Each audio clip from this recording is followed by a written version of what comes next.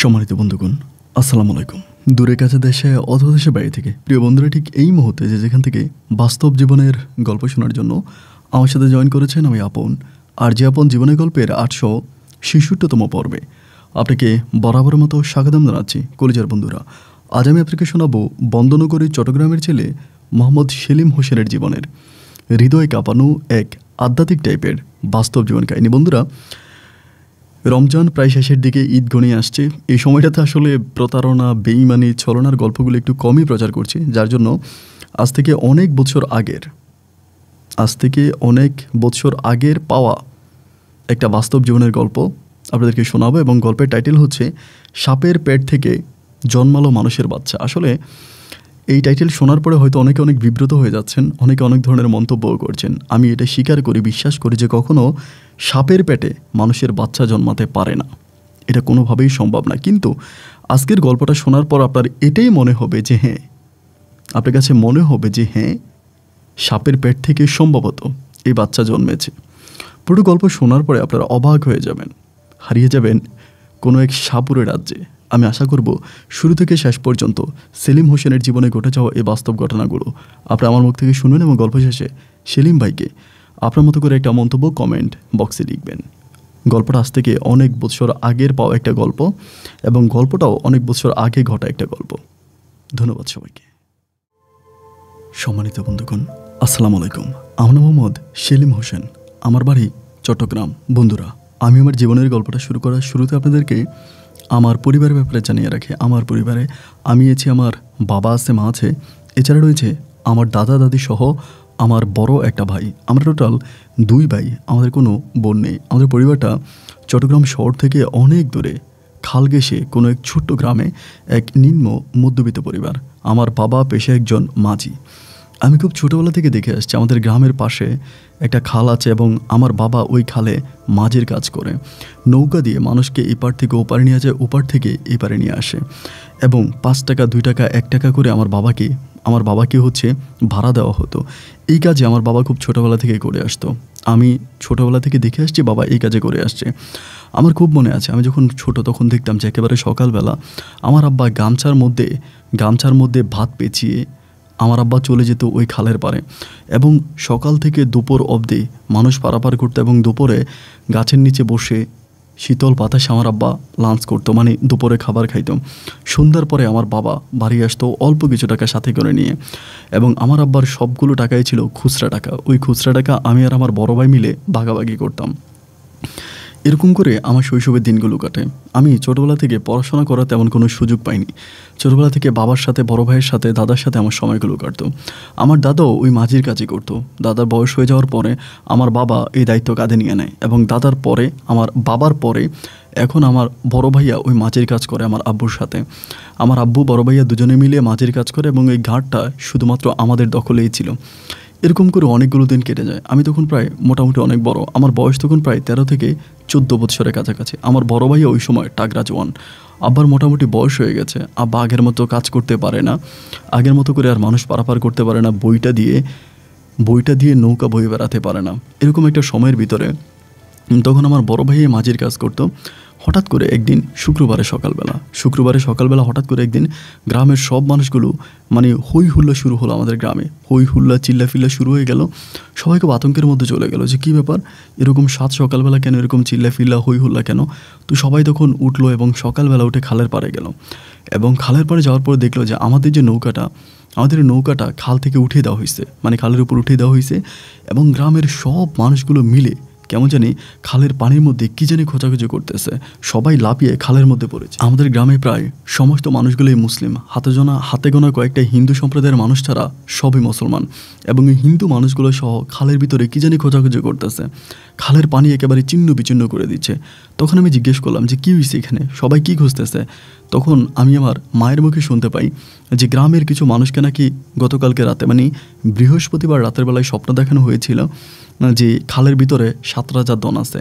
মানে তাদেরকে স্বপ্নে দেখিয়ে বলা হয়েছে যে আমরা আসি, আমাদেরকে এখান থেকে নিয়ে যান, আমরা প্রায় মৃত্যুর পথযাত্রী, আমরা 7 রাজার দন এখানে আছে, আমাদেরকে নিয়ে যান। 7টা কলসি নাকি গ্রামের অনেক মানুষকে স্বপ্নে দেখিয়েছে একইভাবে এবং স্বপ্ন দেখানোর পর থেকে ভোররাত থেকে মানুষ এখানে আসতে শুরু করে এবং ভোররাতের পর থেকে এখন প্রায় গ্রামে অসংখ্য মানুষ কয়েকজন স্বপ্ন দেখে এসেছে এবং কয়েকজন ওই স্বপ্ন দেখা মানুষের কণ্ঠে স্বপ্নের কথা শুনে খালের পাড়ে স্বর্ণের কলসি খুঁজতে আসছে। তখন অনেক বছর আগের ঘটনা। ওই সময় আসলে তো মোবাইল, ইন্টারনেট, ফেসবুকের জামানা ছিল না। সবাই তখন আসলে চিঠিপত্রের মাধ্যমে কথাবার্তা আদান প্রদান করতো, মনের বেদন প্রকাশ করতো। সবাই মিলে তখন খালের পানিতে খোঁজা শুরু করলো। একেবারে সবাই লাফিয়ে পড়লো যে খালের পানিকে একেবারে মাঠা মাঠা করে ফেললো, কিন্তু কোথাও স্বর্ণের ওই কলসি পাওয়া গেল না। এবং সন্ধ্যার পরেও তারা তাদের অভিযান কিন্তু বন্ধ রাখলো না। এরপরে সারাটা রাত জেগে সারাটা রাত ধরে একইভাবে খুঁজে বেড়াচ্ছে। এবং ওই দিন রাতে আমার বড় ভাইও নাকি স্বপ্ন দেখে যে খালের ভিতরে স্বর্ণের কলসি আছে, বড় ভাইকে ডাকতেছে। শুক্রবারের রাতে বড় ভাই নিজেও এই স্বপ্ন দেখলো। বড় ভাই ওই স্বপ্ন দেখার পরে শুক্রবার রাতেই আমার বড় ভাইয়া সবার সাথে খালে নেমে গেল ওই স্বর্ণের কলসি খোঁজার জন্য। যদিও আম্মা বারবার বাধা দিল যে এটা জিন ভূতের কাজ, এটা জিন পরিদের কাজ, মানুষকে অন্য পথে নিয়ে যাওয়ার জন্য, ইসলাম ধর্ম থেকে বিতাড়িত করার জন্য এই ধরনের কাজগুলো করা হয়, তুই এটা করিস না বা এইদিকে যাইস না, এগুলো ভালো না। আমার বড় ভাইকে খুবভাবে বুঝলো আমার আম্মু, কিন্তু কোনোভাবেই বড় ভাইয়া কারো কোনো কথা শুনলো না। একইভাবে আমার বড় ভাইয়া অসুস্থ ছিল, তারপরেও রাতের বেলায় আমার বড় ভাই ওখানে গিয়ে খোঁজাখুঁজি শুরু করলো এবং খোঁজাখুঁজি করে সর্বশেষ কিছুই পেল না। এভাবে 2-3 দিন কেটে গেল। আসলে কলসি টলসি কোনো কিছুই ওই খালের মধ্যে পাওয়া গেল না। এবং 2-3 দিন পরে যারা রাত দিন জেগে এই ডুবিয়ে কলসি খুঁজেছে, তারা অনেকে অসুস্থ হয়ে গেল। তাদের মাঝে আমার বড় ভাইও ছিল। একইভাবে কয়েকদিন পরেই আমার বড় ভাইয়া জ্বরে আক্রান্ত হয়ে গেল এবং মারাত্মকভাবে জ্বরে ভুগতে প্রায় 15 দিনের মাথায় আমার বড় ভাইয়া দুনিয়া ছেড়ে চলে গেল। একেবারে ইয়াং বয়সী টাগরা একজন যুবক, এখনও বিয়েও করেনি। ভাইয়া দেখতে অনেক বেশি সুন্দর ছিল। এত সুন্দর একটা ছেলে এত কম বয়সে পৃথিবী ছেড়ে চলে যাওয়া, এটা আসলে আমার আব্বা আমার পক্ষে মেনে নেওয়া খুব কষ্টকর হয়ে গিয়েছিল। আমার বাবা মা দুজনেই প্রচণ্ড রকমের কান্নাকাটি করতে শুরু করে এবং বড় ভাইয়ের জন্য তারা প্রচণ্ড কান্নাকাটি করতেছে যে এভাবে ভাই আমাদেরকে ছেড়ে চলে গেল। আব্বুও কান্নাকাটি করে, আম্মুও কান্নাকাটি করে, দাদি সবাই কান্নাকাটি করে। শুধু আমার বড় ভাইয়া নয়, এই ঘটনার পর আমাদের গ্রামে প্রায় অনেক মানুষই মারা গেছে। অনেক মানুষের জ্বরে আক্রান্ত হয়ে, বিভিন্ন রোগে আক্রান্ত হয়ে মারা গেছে। তো অনেকেই বলে এটা নাকি একটা অভিশাপ ছিল। অভিশাপের কারণে খালে অনেক সময় বলি চায়, তো সেই বলি না দেওয়া হলে এরকম করে মানুষকে ডেকে নিয়ে বিভিন্ন ধরনের রোগ ছড়িয়ে দেয় খালের ভিতর থেকে এবং সে রোগে মানুষজন মারা যায়। এটা ছিল গ্রামের কুসংস্কার। তো গ্রামের কুসংস্কার থেকে আমি শোনা, তখন থেকে বড় ভাইয়া মারা যাওয়ার পরে আমার আব্বা একেবারে নিস্তেজ হয়ে পড়ে, আর কোনো কাজ করতে পারে না, সবসময় ঘরের মধ্যে বসে থাকে। পারিবারিক অবস্থা তখন অনেক খারাপ। দাদা দাদি দুজনেই ভীষণ অসুস্থ, তাদেরকেও চিকিৎসার জন্য টাকা পয়সার প্রয়োজন। বাবারও বয়স হয়েছে, বাবাও আগের মতো কাজ করতে পারে না। পরিবারের শুধুমাত্র একজন আমি আছি যে আমি কাজ করতে পারবো, দেখতে শুনতে স্বাবলম্বী বা আমি কাজের জন্য পারফেক্ট। তো এবার আমি কাজ করব, চিন্তা করলাম কী কাজ করা যায়। অনেক বছর ধরে কিন্তু ওই খালে মানুষ পারাপার করতো, অন্য একজন লোক পারাপার করতো। তো আমার আব্বা ছেড়ে দেওয়ার পরে, বড় ভাইয়া মারা যাওয়ার পরে ভাবলাম কী করা যায়। আমি তখন ওই আমাদের গ্রামে মাঠে ঘাটে দিনমজুরের যে কাজগুলো হয় না, ওই কাজগুলো করতাম। মাঠে ঘাটে যাইতাম, দিনমজুরের কাজ করতাম, যা কয়েক টাকা পাইতাম, এই ধরনের কাজগুলো আমি করতাম। তো এইভাবে কাজ করতে করতে আসলে আমার পক্ষে এই কাজটাও কন্টিনিউ করা সম্ভব হচ্ছিল না। আমি এই কাজটাও ঠিকমতো করতে পারতেছিলাম না। এক পর্যায়ে চিন্তা করলাম যে কী করা যায়। আমি আমার আব্বুর সাথে আলোচনায় বসলাম যে আব্বু, এখন কি করতে পারি? আমি তো এই কাজটাও ঠিকমতো করতে পারতেছি না, ওই কাজটাও ঠিকমতো করতে পারতেছি না, তাহলে আমার এখন কি করা উচিত? আমার আব্বা আমাকে বলে, একটা কাজ কর, তোর দাদা যে কাজ করেছে, আমি যে কাজ করেছি, তুইও সেই একই কাজ কর। তুই খালের পাড়ে গিয়ে তুই নৌকা বা। আমি তখন বললাম, নৌকা তো আরেকজনে বাইতেছে, এখন আমি গেলেই তো আর আমাকে নৌকা বাইতে দিবে না। আমার আব্বা বলে, দিবে না কেন? অবশ্যই দিবে। যে নৌকা ভাই, আমি তার সাথে কথাবার্তা বলবো, ঘাট তো আমাদেরই এবং এই ঘাটে আমাদের পূর্বপুরুষরা নৌকা চালিয়ে আসছে। পরে আমার আব্বা তখন গেল, যাওয়ার পরে সে লোক উঠতেছে না। সে লোকে বলতেছে যে না, আমি এখানে অনেক দিন ধরেই নৌকা পারাপার করতেছি, আমিই করবো, আমি আপনারা কেন দিব? এটা তো আর আপনি কিনে নেন নাই, আপনার পৈতৃক সম্পত্তি না। খাল তো হচ্ছে সরকারি খাল, তো এই খালে যে খুশি সেই হচ্ছে নৌকা বাইতে পারবে। তেমন করার পরে আমার আব্বা তখন করলো কি, চেয়ারম্যান মেম্বারদের কাছে গেল বা এলাকার গণ্যমান্য লোকদেরকে জানালো যে এমন ঘটনা, এবং এলাকার লোকজন একইভাবে আমার আব্বাকে এটাই বললো যে দেখেন, আমরা কি করতে পারি? আপনি যখন ছেড়ে দিয়েছেন, আপনি চলে গেছেন, আপনি চলে যাওয়ার পরে উনি নৌকা বাইতে শুরু করছে, এখন উনি নৌকা পাচ্ছে। ওনাকে তো আমরা এখন চাইলেও এখান থেকে বিদায় করে দিতে পারি না, আমাদের তো এই অধিকার নাই, কারণ সে নৌকা পাচ্ছে, সে টাকা ইনকাম করতেছে, কীভাবে আমরা তাকে বাধা দিব? আমার আব্বা বলে, তুই তো নৌকা নিয়ে নাম, আমার সবাই চিনে, তুই আমার সাথে থাক, দেখবি আমার নৌকাতেই মানুষ উঠবে। কথা বলার পরে আমার আব্বা আর আমি তখন কী করলাম, নৌকা নিয়ে আবারও নামলাম খালের মধ্যে। এবার নৌকা নিয়ে যেহেতু নামছে, আমার আব্বাকে তো সবাই চিনে, আমার আব্বার পরিচিত, তো সবাই আমার আব্বারে বলে, ও তুই নৌকা নামাইছিস আবার, তো সবাই আমার আব্বার কাছে চলে আসে। ওই নৌকাতে কোনো মানুষ ওঠে না, কারণ সব মানুষগুলো আমার আব্বাকে চিনে, আমার আব্বায় পরিচিত, এই জন্য সবাই আমার আব্বার নৌকাতেই ওঠে। এভাবে প্রায় মাসখানি কেটে গেল। দেখা গেল যে ওই লোকের নৌকাতে 2 জন মানুষ ওঠে না, সব মানুষ আমাদের নৌকাতে উঠে এবং আমার আব্বাই হচ্ছে আমার সাথে থাকে, আমি বইটা পাই, আব্বা জাস্ট পাশে বসে থাকে। এরকম করে যখন মাসখানি কেটে গেল, ওই লোক তখন বুঝলো যে না, আমাদের সাথে কম্পিটিশন দিয়ে এখানে সে নৌকা বাইতে পারবে না। এক পর্যায়ে সে নৌকা পাওয়া বন্ধ করে এখান থেকে চলেই গেল। ওই লোকজন যখন চলে গেল, তখন আমি আর আব্বা দুজনে মিলে তখন নৌকা বাইতেছি। এবার আমি চিন্তা করলাম যে আমার আব্বা তো আমার সাথে থাকার কোনো প্রয়োজন নাই, কারণ আব্বা তো অনেক অসুস্থ। আব্বা এরকম পানির মধ্যে থাকলে আব্বা ঠান্ডা লেগে যায়, আব্বা অনেক অসুখে ভুগে। তো আমি তখন আব্বাকে বললাম যে আব্বা দরকার নাই, আপনি আর নৌকা বাইতে হবে না, আমিই বাইব, আপনি চলে যান। হ্যাঁ, আব্বা তখন কী করলো, যত প্যাসেঞ্জার আছে এই গ্রামের ওই গ্রামের সব প্যাসেঞ্জারদের সাথে আমাকে পরিচয় করাই দিল যে এটা আমার ছেলে, তা ওর নৌকাতে আপনারা উঠেন। তা সবাই যখন আমার নৌকাতেই উঠতো, আমার আব্বু তখন বাইতে চলে গেল, তখন একইভাবে আমি নৌকা বাইতেছি, এই পারে ওই পার থেকে মানুষ পারাপার করতেছি, এরকম করে চলতেছি। এভাবে চলতে চলতে প্রায় আমার জীবন থেকে 2 থেকে 3 বছর কেটে গেল এবং এই 2-3 বছর আমি হারিয়েছি আমার দাদা দাদিকে।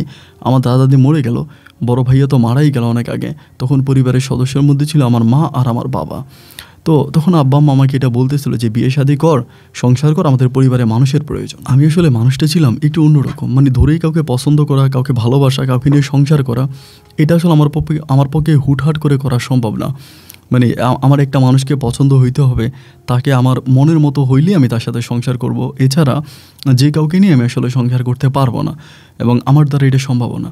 তাই আমি আমার আব্বারে বললাম যে আব্বা, আমি বিয়ে শাদী করবো, দেখি আমার মতো করে আমি কাউরে পাই কিনা।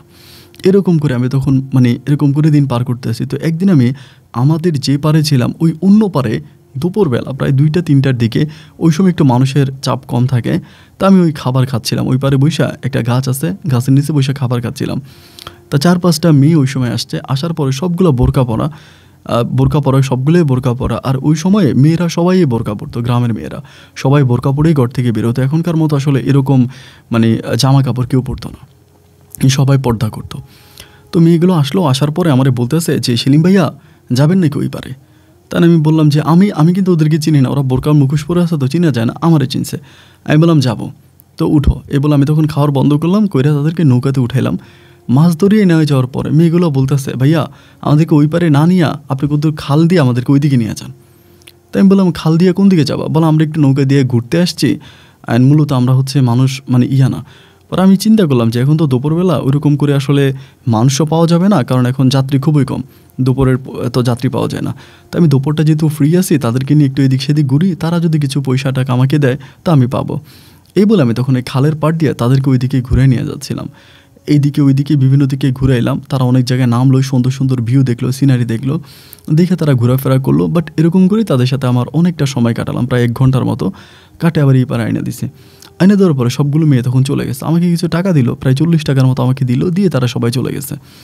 তো তারা সবাই চলে গেছে, আমি তখন আসি, আবার নৌকা দিয়ে মানুষ পারাপার করতেছি। এরকম করে ওই দিনটা কেটে গেল এবং এর পরের দিন বোরকা পরিহিত আরেকটা মেয়ে, ওই দিন একটা মেয়ে ঠিক দুপুরবেলা ওই সময় আইসা আমাকে বলতেছে সেলিম ভাইয়া আমাকে নিয়ে একটু ঘুরবেন, আমার একটু ঘুরতে ইচ্ছা করতেছে। আমি তখন বললাম যে কোথায়? বলে কালকে ওদেরকে নিয়ে যেরকম করে ঘুরছেন এরকম করে। ও ঠিক আছে। তাই কীভাবে, যেহেতু দুপুরবেলা, আমি তখন ওই একটা মেয়ে দেখা কোনো সংকোচ বোধ করলাম না, তার নিয়ে আমি তখন ঘুরতে শুরু করলাম। নৌকার মাঝখান বরাবর যাওয়ার পরে ভাই এই মেয়ে তখন তার বোরকার মুখোশ করলো এবং বোরকার যখন মুখোশ করলো আমার কাছে খুবই সুন্দর লাগলো তাকে আর কি। সে যে একেবারে সুন্দর ছিল এরকম না, একটু শ্যামবরণ ছিল, কিন্তু তার চেহারার মধ্যে অনেক মায়া ছিল।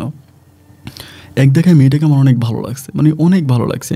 আমি তার মুখের দিকে তাকিয়ে আসছি, ও আমার দিকে তাকায় তাকায় লজ্জা পাচ্ছে, ও লজ্জা পাচ্ছে, আমিও এরকম একটু একটু করে লজ্জা পাচ্ছি।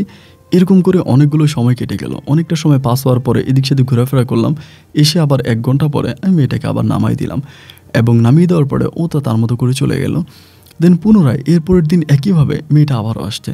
তো এই মেয়েটাকে আসলে আমি খুব ভালো করে চিনি না, বা চিনি না বলতে ওই গ্রামের কোনো মেয়েরে আমি ভালো করে চিনি না, কারণ সবাই তো বোরকার মুখোশ পড়েই থাকে, এরকম করে তো কাউকে বাইরে দেখা হয় না, এই জন্য কাউকে চিনতে পারি না। পরে আমি মেয়েটাকে দেখে আমি বললাম যে কিছু না মনে করলে আপনাকে একটা কথা জিজ্ঞেস করি, আপনি তো প্রত্যেক দিনই নৌকা নিয়ে ঘুরতে আসেন, আপনি আসলে কে? আমি তো আপনাকে চিনি না, যদি আপনার একটু পরিচয় দিতেন। পরে আমার বলে আমাদের বাড়ি জমিদার বাড়ি। আমি তখন বললাম জমিদার বাড়ি, খালের ওই পারে কিন্তু জমিদার বাড়ি বলে একটা বাড়ি আছে, মানে আমাদের এলাকায় যত ধনী মানুষ আছে ওই জমিদার বাড়িতেই সবচেয়ে বেশি ধনী মানুষজন থাকে। এবং জমিদার বাড়িটা হচ্ছে আগের দিনে জমিদার ছিল আর কি একজন, তিনি মারা গেছে, যিনি রাজা ছিল জমিদার ছিল এলাকার, তিনি মারা গেল। এবং মারা যাওয়ার পরে অন্য লোকের ওই ওনার বংশধর যারা আছে তারা আছে, এই তাদের অনেক বেশি জায়গায় সম্পত্তি, মানে প্রচুর জায়গায় সম্পত্তি, শহরে বন্দরে দেশে বাইরে, তাদের অনেক জায়গায় ব্যবসা প্রতিষ্ঠান অনেক কিছু আছে। তা জমিদার বাড়ির মেয়ে শোনার পরে আমার বুকটা তখন হঠাৎ করে একটু কেঁপে উঠলো যে বাবারে, জমিদার বাড়ির মেয়েরা তো অনেক বড় লোক, তাদের তো টাকা পয়সার অভাব হয় না, অর্থ সম্পদের অভাব হয় না, এত বড় লোক এক মেয়ে আমার নৌকাতে একে একে উঠলো। আমার তখন ভাই ভয় লেগে গেল, আমিও তার সাথে খুব একটা কথা বললাম না, তারা নামাই দিলাম, সে চলে গেল। যাওয়ার পরে আমি সারাটা বিকেল খালি চিন্তা করতেছিলাম যে এই মেয়েটা এত সুন্দর, জমিদার বাড়ির মেয়ে আমার নৌকাতে করে ঘুরতেছে, মানে বিষয়টা আমার কাছে কেমন জানি লাগতেছে। এমন করে এই দিনটাও কেটে গেল এবং পরের দিন মেয়েটা একইভাবে আবারও আসছে, সে আমাকে বলতেছে সেলিম ভাই আজকেও আমাকে একটু ঘুরে আনেন। তো যখন বললো আজকেও আমার একটু ঘুরে আনেন, আমি তখন চিন্তা করি যে আল্লাহ আমি করবোটা কি, আমি তো খুব টেনশনে পড়ে যাচ্ছি, খুবই টেনশনে পড়ে যাচ্ছি, কারণ এই মেয়ে কোন দিক দিয়ে কোন ঝামেলা করে বসে, কী করে না করে, জমিদার বাড়ির মেয়ে, তার সাথে কথা বলতেও তো একটা ভয়ের বিষয় আছে, মানে নিজের ভিতরে ভয় কাজ করে যে কোন দিক দিয়ে আমার কোনো আবার বিপদে ফেলে দেয় কিনা। পরে যখন এইভাবেই সে আমার কাছে আবারও আসলো, আবারও নৌকা দিয়ে ঘুরতে চাইলো, তো আমি তখন বললাম যে ঠিক আছে, আবার নৌকা দিয়ে ঘোরাচ্ছি। এবার সে আমাকে বললো যে আচ্ছা সেলিম ভাই আপনার একটা কথা বলবো। আমি বললাম বলেন। তা বলে আপনি কি প্রেম করেন? আমি কথাটা শোনার পরে একটু থমকে গেলাম, কারণ আমাদের গ্রামের মেয়েরা কিন্তু এরকম না, এবং জমিদার বাড়ির মেয়েরাও কিন্তু এরকম না যে প্রেম ভালোবাসা নিয়ে তারা খুব একটা বেশি কথা বলে না। আর ওই সময়টা এরকম একটা সময় ছিল যে আপনি একটা মার্ডার করলে এত অপরাধ আপনি করবেন না, কিন্তু একটা প্রেম করলে আপনি যতটা অপরাধ করবেন। একটা মেয়ে একটা ছেলে এক জায়গায় দাঁড়িয়ে কথা বলতেছে, এটার মতো বড় অপরাধ, এটার চেয়েও বড় অন্যায় আর কিছু হতেই পারে না। যাই হোক, এক পর্যায়ে আমাকে তখন বলতেছে যে আপনি কি প্রেম করেন? আমি বললাম না, আমি তো প্রেম টেম করি না। পরে আমার বলে সত্যি করে বলেন, আমি কিছু মনে করবো না, আপনাকে কিছু বলবো না। আমি বললাম না না না, আমি কোনো প্রেম টেম করি না। বলে আপনি প্রেম করেন, আমি জানি আপনার প্রেমিকা আছে। আমি তখন বললাম কে আমার প্রেমিকা? বলে নাম জানি। আমি জানি আমাদের সাথে যে ওই দিন ছিল বোরকা পরা একটা মেয়ে, ওই মেয়েটা আপনাকে পছন্দ করে। আমি তখন বললাম কী নাম ওই মেয়ের? বলে সালমা। আমি বললাম যে ওই জমিদার বাড়ির মেয়ে সালমাকে আমি তো চিনি না। পরে আমারে বলতেছে ভাইয়া আপনি আসলে জানেন না মেয়েটা আপনাকে অনেক পছন্দ করে, তা আসলে এই কয়টা দিন আমি আপনার সাথে ঘোরার বড় কারণ হচ্ছে মেয়েটা আমাকে চিঠি লিখেছে আপনাকে দেওয়ার জন্য, এবং আজকে চিঠি দিয়েছে আপনাকে, আমি দিব, আপনি কি নেবেন? আমি বললাম যে আমি তো ওই সালমা নামের কোনো মেয়েকে চিনি না, তো আমাকে চিঠি লিখলো যারা আমি চিনি না জানি না। পরে আমারে বলতেছে আপনি একটু চিঠিটা পড়েন না, পড়লেই বুঝতে পারবেন। পরে আমাকে চিঠিটা দিল, আমি তখন চিঠিটা পড়লাম, তারপর দেখলাম যে হ্যাঁ খুব সুন্দর ভালোবাসার কথাবার্তা লিখছে। পরে আমি এই চিঠির আবার উত্তরও তাকে দিলাম, উত্তর দিলাম যে আমি তো তোমাকে চিনি না জানি না, বা তোমার আমি কুয়েত থেকে আসো তুমি, বা তোমার ঠিকানা কি, আর তুমি তো কখনো আমার সামনে পড়ে না, তোমার আব্বার নাম কি, এটা ওইটা জিজ্ঞেস চিঠিটা উত্তর দিলাম। এবং উত্তরটা আমি এই মেয়েটার নাম ছিল রেখা আক্তার, যে নৌকাতে আসতো আমার সাথে ঘুরতো, ওর নাম রেখা আক্তার। পরে রেখারে আমি আবার চিঠির উত্তরটা দিলাম, রেখা আবার মনে হয় সালমার কাছে দিল। তো দেওয়ার পরে সালমা আবার এরপর দিন উত্তর দিল, এরকম করে দুজনের মাঝে মোটামুটি অনেক কথাবার্তা হলো আর কি চিঠিপত্রের মাধ্যমে। তা কথাবার্তা হতে হতে আমি একদিন রেখা আক্তারে বললাম যে সবসময় তুমিই আসো, মানে চিঠি নিয়ে আসো, তা একদিন ওই মেয়েটাকে নিয়ে আসো, মানে সালমাকে নিয়ে আসো, আমি ওকে একটু দেখি, ওর সাথে একটু কথা বলি, যে আমাকে ভালোবাসে, আমাকে এত ভালোবাসে, এত সুন্দর করে আমার জন্য চিঠি লেখে কবির ভাষায়, তারে আমার একটু দেখতে ইচ্ছে করতেছে, যদি পারো তাকে একটু নিয়ে এসো। পরে আমার বলতেছে ভাইয়া ও তো অনেক লাজুক প্রকৃতির একটা মেয়ে, ও আসলে কারোর সামনে আসতে চায় না, এবং আপনার সামনেও আসতে সে ভয় পায়। আমি বললাম ভয়ের কী আসছে, এখানে তো ভয়ের কিছু নেই, আমার সামনে আসলে আমি তার সাথে কথাবার্তা বলবো, এবং যেহেতু সে চিঠিতে আমাকে এত সুন্দর করে সম্বোধন করে কথা বললে, তুমি একদিন নিয়ে আসো। এরকম করে একদিন, 2 দিন, 3 দিন প্রায় সময় মেয়েটা আমার কাছে আসতো, নৌকা দিয়ে ঘুরতো, কিন্তু ওই সালমাকে আর আনতো না। এবং আমি যতই বলতাম যে তুমি একটু সালমাকে নিয়ে আসো, তো সালমাকে সে আর আনতোই না। নিজের মাঝে অনেক তখন প্রশ্ন জাগলো যে বিষয়টা কি, ও সালমাকে কেন নিয়ে আসে না, সবসময় আমাকে চিঠি দেয় কিন্তু সালমার কথা বলে না। এমন করতে করতে আমি তখন অন্য, মানে ওই জমিদার বাড়ির অন্য ছেলেদের সাথে তো পরিচয় আছে, যাদেরকে দিয়ে নৌকা পারাপার করি, লোকজন পারাপার করি, ওই কয়েকটা ছেলের সাথে আমার পরিচয়। আমি বললাম যে আচ্ছা জমিদার বাড়ির মেয়ে সালমাকে তোমরা কি চিনো? তো একটা আরেকটারে বলতেছে কি রে, জমিদার বাড়ির মেয়ে সালমা নামের তো কেউ নেই। আমি সালমা নামের কাউরে কি চিনো? বলে না, সালমা নামের কেউ তো আমাদের বাড়িতে নাই ভাই। তাই আমি বললাম রেখা নামের কাউরে চিনো? বলে হ্যাঁ রেখারে চিনি, রেখা জমিদার বাড়ির মেয়ে, কিন্তু সালমা নামের কাউরে তো চিনি না। পরে আমি চিন্তা করলাম কি রে, রেখা আমারে বললো যে সালমা নাকি জমিদার বাড়ির মেয়ে, কিন্তু এখন জমিদার বাড়িতে তো সালমা নামের কোনো মেয়ে নাই, তাহলে কি রেখা আমাকে মিথ্যে বলতেছে? এর পরের দিন রেখা তখন কী করলো, আবারও পুনরায় চিঠি নিয়ে আসছে আমার জন্য। এই পর্যন্ত প্রায় 15-20টার মতো চিঠি আমাকে দিয়ে দিছে, এবং আমিও 15-20টার চিঠি তাকে রিপ্লাই দিলাম। আবার ভয়ও পাচ্ছি যে আমি যদি এখানে নৌকা চালাই এখন আবার আমাকে ফাঁসিয়ে দেওয়ার জন্য এই রেখা আবার কোনো নতুন প্ল্যানিং করলো কিনা, পরিকল্পনা করলো কিনা যে আমাকে ধরিয়ে দেওয়ার জন্য। এই ভয়টাও তখন কিন্তু আমার মনে কাজ করতেছে। বাই দ্য ওয়ে, এরপরে যখন রেখা আসলো, আসার পরে আমি বললাম যে বিষয়টা কি বুঝলাম না, যে তুমি আমারে বললা যে জমিদার বাড়ির কোন মেয়ে সালমা আমাকে চিঠি লেখে, এই সালমার বাবার নাম কি, আমাকে তুমি সালমার বাবার নাম বলো। পরে বলতেছে ভাইয়া আপনি এত কথা বলতেছেন কেন, আপনার কেন এত কিছু জানতে হবে, আমি যেটা বলছি সেটাই। আমি বললাম না না না, তুমি যেটা বলছো সেটা হতে পারে না, তো তুমি আমাকে মিথ্যা কথা বলতেছো, তুমি আমাকে পরিপূর্ণভাবে মিথ্যা কথা বলতেছো। আমি খবর নিয়ে দেখেছি যে জমিদার বাড়িতে সালমা নামের কোনো মেয়ে নাই, এটা পরিপূর্ণভাবে মিথ্যা কথা। আমাকে বলে যে আপনাকে কে বলছে জমিদার বাড়িতে সালমা নামের মেয়ে নেই, আর সালমা নামের মেয়ে আছে। আমি বললাম না, তুমি আমাকে সালমা নামের মেয়ের যদি আয়না দিতে না পারো তাহলে আমি কিন্তু এই চিঠিগুলো নিয়ে জমিদার বাড়িতে যাব এবং গিয়ে আমি সালমাকে খুঁজে বের করবো। এটা বলার পর আমার হাতে পায়ে ধরে কান্নাকাটি শুরু করছে যে না না ভাইয়া প্লিজ আপনি এই কাজটা করেন না, আর এটা করলে আমি নিজে শেষ হয়ে যাব। আচ্ছা আমি কালকে সালমাকে নিয়ে আসবো, তা আপনি আমাকে কথা দেন আমি সালমাকে নিয়ে আসা পর্যন্ত আপনি চিঠিগুলো কাউকে দেখাবেন না। আমি তখন বললাম আচ্ছা ঠিক আছে যাও, আমি চিঠিগুলো কাউকে দেখাবো না, তুমি সালমাকে নিয়ে এসো। কিন্তু ভাই এরপরের দিন এই রেখা আক্তার আমার আর আসলো না। আমি সারাটা দুপুর বসেছিলাম, বিকেল বসেছিলাম, সন্ধ্যা বসেছিলাম, তার সাথে আমার দেখা হলো না। শুধু একদিন না, এরপরে টানা প্রায় পুরো 1 সপ্তাহের মতো কেটে গেছে। পুরো 1টা সপ্তাহ কেটে গেল, আমি এই সালমা আক্তারকে আর দেখতেই পেলাম না। যখন এই রেখা আক্তারকে আর আমি দেখলামই না, সালমা তো দূরের কথা।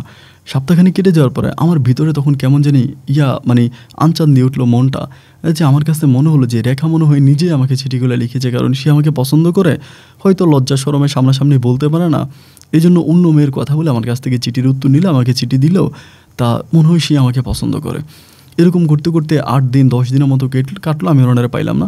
পরে জমিদার বাড়ির একটা ছেলের দিয়ে আমি খবর দিলাম যে সালমার কাছে আমি রেখার কাছে আমি কয়টা টাকা পাবো ভাড়ার টাকা, রেখারে বইলো আইসা যাতে আমার সাথে দেখা করে, যদি দেখা না করে তাহলে আমি কিন্তু রেখার আব্বার কাছে ভাড়ার টাকা চাইবো। আসলে তোমরা টাকা পাইতাম না, ওই জমিদার বাড়ির একটা ছেলের দিয়ে ভয় দেখাইলাম। ভয় দেখানোর পরে ওই ছেলে মনে হয় গিয়া কী বলছে, বলার সাথে সাথে রেখা চলে আসছে আমার এখানে। আসার পরে ওই সময় মানুষও ছিল। আমি তখন কী করলাম, ওইখান থেকে ওই সময় কিন্তু এরকম না যে অত বেশি মানুষ, আস্তে আস্তে কিন্তু মানুষ কমে যাচ্ছে ওইখানকার, কারণ ওইদিকে একটা ব্রিজ তৈরি করা হয়েছে, ব্রিজ দিয়ে বেশিরভাগ মানুষ যাইতো, যাদের খুব বেশি তাড়া থাকতো তারাই এদিক দিয়ে চলে যেত আর কি। পরে ও তখন আসছে, আসার পরে বললাম নৌকাতে উঠো, বলে আপনি নাকি আমার আব্বার কাছে বিচার দিবেন, আপনি নাকি আমার কাছে ভাড়ার টাকা পাবেন। আমি বললাম বেশি কথা বললো না, তুমি নৌকাতে উঠো, যদি নৌকাতে উঠো তো ভালো, আর যদি নৌকাতে না উঠো তাহলে কিন্তু সমস্যা হবে। পরে আমার বলে কী সমস্যা হবে, আপনি কী বলতে চান? আমি বললাম কিছু না, তুমি নৌকাতে উঠো পরে বলবো। এটা বলার পর তখন সে নৌকাতে উঠলো, এবং নৌকাতে ও উঠা মাত্র আমি তখন নৌকাটা টান দিয়ে এই এলাকাটা ছেড়ে মোটামুটি একটু নির্জন, একটু দূরের কোথাও চলে গেছি। দূরের কোথাও যাওয়ার পরে নৌকাটা ওখানে দাঁড়া করাইলাম, দাঁড়া করে আমি বলতেছি রেখা তুমি আমার কাছে সত্য কথা বলো, যদি সত্য কথা বলো তাহলে কোনো সমস্যা নাই, আর যদি মিথ্যা বলো আমি কিন্তু এই চিঠিগুলো তোমার আব্বাকে দেখাবো। পরে আমার বলতেছে যে আপনি আমার সাথে এরকমটা কেন করতেছেন? আমি বললাম তুমি আমাকে বলো এই সালমা আক্তার কে, এবং আমাকে যে এতগুলো চিঠি লিখলো ওই সালমা আক্তারের পরিচয় আমি জানতে চাই। পরে আমাকে বলতেছে আসলে সালমা আক্তার বলতে কেউ না, আমি চিঠিগুলো লিখেছি। তাই আমি বললাম কেন, তুমি চিঠিগুলো লিখলে কেন? ও আমাকে বলে আসলে কি বলবো, বলতে তো আমার লজ্জা লাগতেছে, আমি আপনাকে পছন্দ করি, আমার আপনাকে ভালো লাগে, এবং ভালো লাগা থেকেই এই চিঠিগুলো আমার লেখা। এবং আমি ও সালমার পরিচয় দিচ্ছি, আসলে সালমা নামের কেউ আমাদের পাড়াতে নাই। তাই আমি বললাম যে তুমি আমাকে পছন্দ করো, এটা তুমি না বলে অন্য মেয়ের নাম দিয়ে আমাকে চিঠিগুলো লিখলা। আমার তখন ভিতরে আনন্দও লাগতেছে, হাসিও পাচ্ছে, আবার ভিতরটা জানি কেমন কেমন করতেছে যে আরে করেটাকে বলেটাকে। যাই হোক, তাও আমি কোনো কিছু বললাম না, আর মতো করে ও কথাবার্তা বলতেছে শুনলাম। এরকম শোনাশুনির পরে এরপরে হলো কি, তা আমি হাসলাম। পরে আমি হাসিয়া বললাম যে আচ্ছা ঠিক আছে, তা তুমি যদি চিঠি লেখো আমার তোমার সাথে প্রেম করতে আপত্তি নেই, তুমি আমাকে চিঠি দাও, আমি তোমাকে উত্তর দিব, কিন্তু অন্য কোনো মেয়ের কথা বললো না। এরপর থেকে সে মাঝে মাঝে দুপুরবেলা যখন ধরেন মানুষ কম থাকে, যাত্রী কম থাকে, আসে, আইসা আমার নৌকা নিয়ে ঘুরে, আমাদের দুজনের মাঝে এরকম করে একটু ঘোরাফেরা হয়, মোটামুটি দুজনের মাঝে একরকম প্রেম ভালোবাসা শুরু হয়ে গেছে। এবং প্রেম যে আমি তার সাথে করি আমি খুব ভয়ের মধ্যে আছি, কারণ জমিদার বাড়ির মেয়ে, এবং জমিদার বাড়ির মেয়ে কোনোদিন এক মাঝিকে বিয়ে করবে এটা তো হতে পারে না, এবং জমিদার তো এটা কখনো মেনেই নিবে না। ওদের বাড়ির মানুষ তো আমাদেরকে সবসময় ঘৃণার চোখে দেখে যে আমরা ছোটো জাত, তা আমার কাছে তো এই মেয়েরে বিয়ে দেবে না। কিন্তু আমি তো এই মেয়ের সাথে খুবভাবে জড়িয়ে গেছি এবং খুব ডিপলি ওর সাথে রিলেশনের মধ্যে আছি। তা এখন আমি কি করব? আমি তো না পারি তারে ভুলতে, না পারি ছাড়তে, না পারি তাকে ছাড়া অন্য কোনো কিছু চিন্তা করতে। এমন তো অবস্থার ভিতরে পড়ে তখন চিন্তা ভাবনার এক পর্যায়ে আমি তখন ভাবলাম যে আল্লাহ কপালে যা রাখছে তাই হবে, এবং ভাগ্যে যেটা আছে সেটাই হবে। আমি আমার পরিবারকে আমি বিষয়টা জানাবো যে আমাকে পছন্দ করে আমাকে বিয়ে করতে চাই। এবার আমি আমার আব্বা আম্মাকে তখন বিষয়টা জানাইলাম যে জমিদার বাড়ির রেখা আক্তার নামের একটা মেয়ে আছে, আমি মেয়েটারে পছন্দ করি, আমি তারে বিয়ে করতে চাই। আমার আব্বা আম্মা শোনার পরে তো তারা আসমান থেকে পড়ছে। তারা আমারে বলে, কি বললি? জমিদার বাড়ি? জমিদার বাড়ির কোনো মেয়ে তো কোনোদিনও তোর কাছে বিয়ে বসবে না, এবং জমিদার বাড়ির তারা তো কখনো তাদের মেয়েকে তোর কাছে বিয়ে দিবেও না। এরকম করে উল্টাপাল্টা চিন্তাভাবনা করতেছিস কেন? আমি তখন বললাম যে জমিদার বাড়ি মেয়েটার আমার ভাল লাগে, আমি তারে বিয়ে করতে চাই, তার সাথে সংসার করতে চাই। তো মেহরবানি করে আব্বা তুমি তার জমিদার বাড়ির সাথে কথা বলো। আমার আব্বা বলে, আমার পক্ষে কোনোদিনও এই জমিদার বাড়িতে গিয়ে তোর বিয়ের প্রস্তাব নিয়ে যাওয়া আমার পক্ষে কখনোই সম্ভব না। এটা আমি কখনোই করতে পারবো না। জমিদার বাড়িতে গিয়ে তোর বিয়ের প্রস্তাব দিব, এত বড় দুঃসাহস আমার হয় নাই। জমিদার বাড়ির মানুষরা আমাকে মেরে ফেলবে। আমি তখন বললাম, মেরে ফেলুক আর যাই করুক, কিন্তু জমিদার বাড়িতে গিয়ে তুমি যদি বিয়ের প্রস্তাবটা না দাও, আমি কিন্তু মেয়েটাকে নিয়ে পালায়ে যাব। আমার আব্বা বলে, এই কাজ ভুলেও করিস না, কারণ জমিদাররা অনেক মারাত্মক, এরা অনেক খারাপ। ওরা মানুষকে সেকেন্ডের মধ্যে মেরে ফেলতে এক বিন্দু পরিমাণে চিন্তা করবে না। এরকম কোনো কিছু করিস না যেটা করলে আমি আর তোর মা মরে যাব। তোর ভাইটাকে হারানোর পরে তোর মুখের দিকে তাকিয়ে এবং তোর ইনকামের টাকা খেয়ে আমরা এখনও বেঁচে আছি। সুতরাং তুই এরকম কোনো কিছু করিস না যেটা করার পরে আমরা এই এলাকাতে আর মুখ দেখাইতে পারবো না। আমি তখন বললাম যে আব্বা, তুমি মুখ দেখাইতে পারবা কি পারবা না সেটুকু আমি জানি না, কিন্তু জমিদার বাড়ির রেখাকে আমি অনেক পছন্দ করি, আমি তারে বিয়ে করব। আমার আব্বা বলে, আচ্ছা ঠিক আছে, তুই মেয়েরে নিয়ে পালিয়ে যাওয়া ভাইয়ে যাওয়ার প্রয়োজন নাই। আমি দেখি জমিদার বাড়ির লোকজনের সাথে কথাবার্তা বলে এই রেখার বাবার সাথে কথাবার্তা, রেখার বাবার নাম কি? আমি তখন বললাম যে অমুক। পরে আমার আব্বা বলে, সে তো অনেক বড় ব্যবসায়িক। আচ্ছা ঠিক আছে, আমি কথাবার্তা বলবো। এর পরের দিনে সকালবেলা আমি তখন ঘাটে বসে আছি, আমার আব্বা তখন ঘাটে গেছে। ঘাটে গিয়ে আমার বলে, সেলিম, কথা একটা শুনছস নাকি? আমি বললাম, কি? আমার আব্বা বলে, তুই টিপ মাইরা আয়, মানে ঘাট মাইরা আয়, আমি এখানে বসছি। পরে আমি মানুষ পারাপার করে ওই পার থেকে আবার এই পারে আসছি। পরে আব্বা আমার বলতেছে, তুই জমিদার বাড়ি যে রেখা তার মেয়ের সাথে প্রেম করিস, এটা তো মূলত জমিদারের মেয়ে না। আমি বললাম, আব্বা এটা তুমি কি বললা? জমিদারের মেয়ে না মানে? ওই মেয়ের সাথে আমি প্রেম করি, ভালোবাসি, মেয়ের সাথে আমার সম্পর্ক চলতেছে, তুমি আমাকে বলো এটা জমিদার বাড়ির মেয়ে না, তো এটা কে? আমার আব্বা বলে, এটা মূলত জমিদার বাড়ির মেয়ে না, এটা অন্য মেয়ে। আমি বললাম, অন্য কে? আমার আব্বা বলে, এই মেয়ের বাড়ি ছিল ইন্ডিয়াতে এবং মেয়ে ছিল একটা হিন্দু মেয়ে। হিন্দু মেয়ে জমিদার বাড়িতে চলে আসছে, জমিদার বাড়ির মানুষ তাকে নিয়ে আসছে ইন্ডিয়া থেকে, এবং আনার পরে এই মেয়ে জমিদার বাড়িতে কাজ করতে করতে মুসলমান হয়ে গেছে, এবং মুসলমান এই মেয়ে, কিন্তু এই মেয়ে জমিদার বাড়ির কেউ না, একরকম জমিদার বাড়ির কাজের মেয়ে বলা চলে। তো আমি বললাম যে, কি বললাম? আমি তো অনেককেই জিজ্ঞেস করছি, যে সবাই আমাকে বলে ওঠে জমিদার বাড়ির মেয়ে রেখা আক্তার। পরে আমার আব্বা আমাকে বলে, হ্যাঁ জমিদার বাড়ির মেয়ে কথা ঠিক আছে, এবং জমিদারও তাকে নিজের মেয়ের মতোই দেখে, কিন্তু এই মেয়েটা ছিল হিন্দু।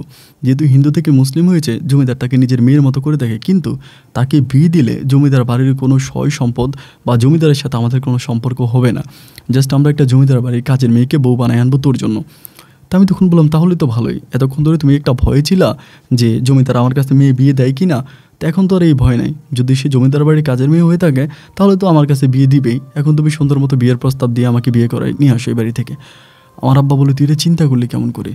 আমি জমিদার বাড়ির কাজের মেয়েরে তোর বিয়ে করাবো?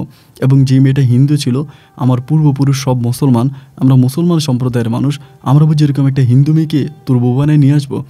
অদ্ভুত এবং মানে দুঃখজনক ব্যাপার হচ্ছে, এই যে ঘটনাগুলা রেখা কিন্তু আমাকে কোনো কিছুই বলে নাই। এই পর্যন্ত রেখা আমাকে একটাবারও বলে নাই যে ওর বাড়ি ইন্ডিয়া ছিল, ইন্ডিয়া থেকে এখানে সে কাজ করার জন্য আসছে, এবং জমিদার বাড়ির সে কাজের মেয়ে, এই কথাগুলো সে আমাকে কিন্তু বলেই নাই।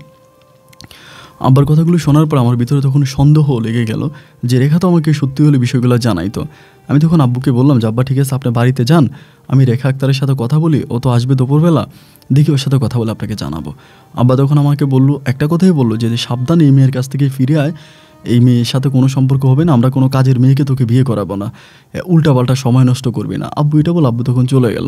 অ্যান্ড আব্বু চলে যাওয়ার পরে এই রেখা আক্তার তখন দুপুরের পরে আমার কাছে আসছে, মানে আমার ঘাটে আসছে। আসার পরে আমি তখন বললাম যে, রেখা তোমাকে আমি একটা কথা জিজ্ঞেস করব, তুমি আমার কাছে সত্যি সত্যি উত্তর দেবা। ও আমাকে বলে, হ্যাঁ দিব তো, বলো কী কথা। আমি বললাম, তোমার বাবার নাম কি? তখন সে ওই জমিদারের নাম বলো, যে জমিদারের নাম আমি আমার বাবাকে বলেছি। তো আমি বললাম যে, না এটা তো মিথ্যে কথা, তুমি তো এই জমিদার বাড়িতে কাজ করো, তোমার বাড়ি তো ইন্ডিয়াতে, তুমি তো হিন্দু একটা মেয়ে ছিলাম, মুসলমান হয়েছ। ও তখন একদম চুপ করে আছে, আর কিচ্ছু বলে না, নিচের দিকে তাকিয়ে আছে। আমি বললাম, সত্যটা আমাকে বলো, সত্য কথাটা আমাকে খুলে বলো রেখা। আমাকে বলতেছে, তুমি যেটা শুনেছো সেটাই সত্য, কিন্তু আমি তো এই সত্যকে মেনে নিচ্ছি না। আমি আজকে অনেক বছর আগ থেকে এখানে চলে আসছি, এবং তাদেরকে আমি বাবা মা বলে জানি শুনি, আমি মুসলমান হয়েছে, নামাজ পড়ে রোজা রাখি, আমার বাবা মায়ের সাথে আমার কোনো সম্পর্ক না, এবং ইন্ডিয়াতে আমি যাইও না, আমি তো তাদের সাথে আছি, তাদের পরিবারের মানুষে। তাহলে তুমি আমাকে এরকম কথা কেন বলতেছো যে আমার পূর্বপুরুষ সব হিন্দু, বা তুমি আমাকে এরকম করে বলতেছো কেন? আমি বললাম, হ্যাঁ আমি তো ঠিকই বলেছি। আমি তো তোমাকে মিথ্যা বলতেছি না যে তোমার পূর্বপুরুষ সব হিন্দু, এবং তুমি এত বড় একটা সত্য আমার কাছে লুকাইলা কেন? এমন একটা সত্য তুমি আমার কাছে লুকাইলা, না জানি আরও কত সত্য তুমি আমার কাছে লুকাইছো। অ্যান্ড তুমি চলে যাও, আমি তোমার সাথে কথা বলবো না। অ্যান্ড ও আমাকে বলে, ও আচ্ছা, এখন আমি জমিদার বাড়ির কাজের মেয়ে বলে তুমি আমাকে পছন্দ করো না, আমাকে বিয়ে করবা না? আমি বললাম, না, এটা হতে পারে না, আমি কেন জমিদার বাড়ির কাজের মেয়েরই বিয়ে করবো? এই কথা বলার পর ও তখন আমার উপর রাগ করে চলে গেছে। তা ও চলে যাওয়ার পরে ভাই আমার ভিতরটা এমনভাবে কেঁপে উঠছে, মনে হয় যেন আমার নিঃশ্বাসটাকে আটকায় ধরছে। আমি মনে মনে খুব কষ্ট পাইছি যে আসলে যাই হোক, জমিদার বাড়ির কাজের মেয়ে হোক আর যেই হোক, যে মানুষটার প্রতি একবার মন বসে যায়, যে মানুষটাকে একবার মন থেকে ভালো লেগে যায়, সে যেমন বংশেরই মেয়ে হোক, যেই যেমন খারাপ মেয়ে হোক না কেন, এই মন কিন্তু তার কান থেকে সরানো যায় না। আমি মোটামুটি তার উপরে প্রায় অনেকটাই দুর্বল হয়ে গেছি। অনেকটা দুর্বল হয়ে যাওয়ার পরে আমার তখন কোনো কিছুই ভালো লাগতেছে না, মনটা অনেক খারাপ লাগতেছে যে মানে ও চলে গেছে।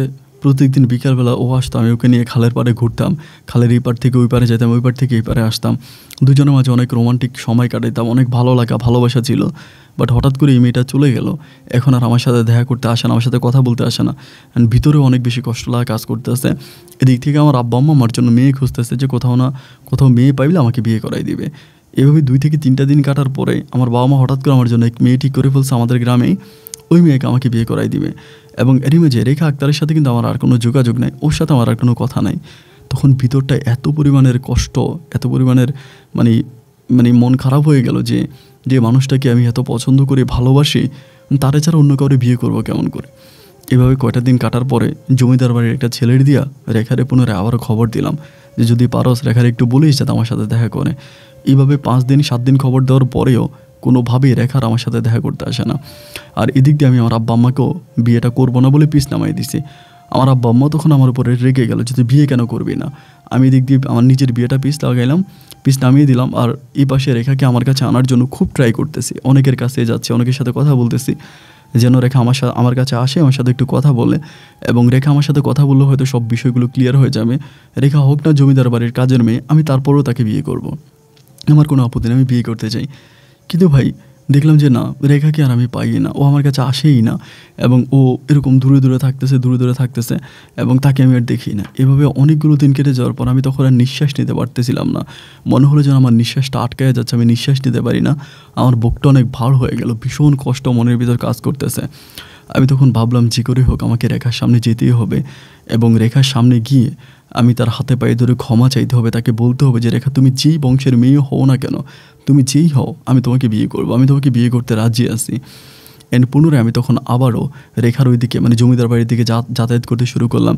এবং রেখা যে বাড়ি থাকতো ওই সময় ওই জমিদার বাড়ি বাউন্ডারি করা পাকা বিল্ডিং, বাউন্ডারির আমি উপর দিয়ে গাছ দিয়ে বাউন্ডারির উপরে উঠে আমি দেখতেছি যে রেখা কাজ করতেছে কল পারে। তখন প্রায় বিকাল প্রায় সন্ধ্যার একটু আগে। দেখলাম যে আশেপাশে কেউ নেই, আমি তখন লাফ দিয়ে জমিদার বাড়ির বাউন্ডারির ভিতরে ঢুকলাম। ঢুকার পর আমি তখন ডাক দিলাম যে রেখা, এরকম করে ডাক দিয়েছে, ও আমাকে দেখছে। অ্যান্ড আমি ওর কাছে যাচ্ছি, এমন সময় জমিদার বাড়ির বড় বউ তখন বেরিয়ে আসছে। উনি দেখছে আমাকে কিছু একটা, আমি যে এটা তো আর উনি আমাকে চিনে না, জাস্ট কেউ একজন এটা আছে।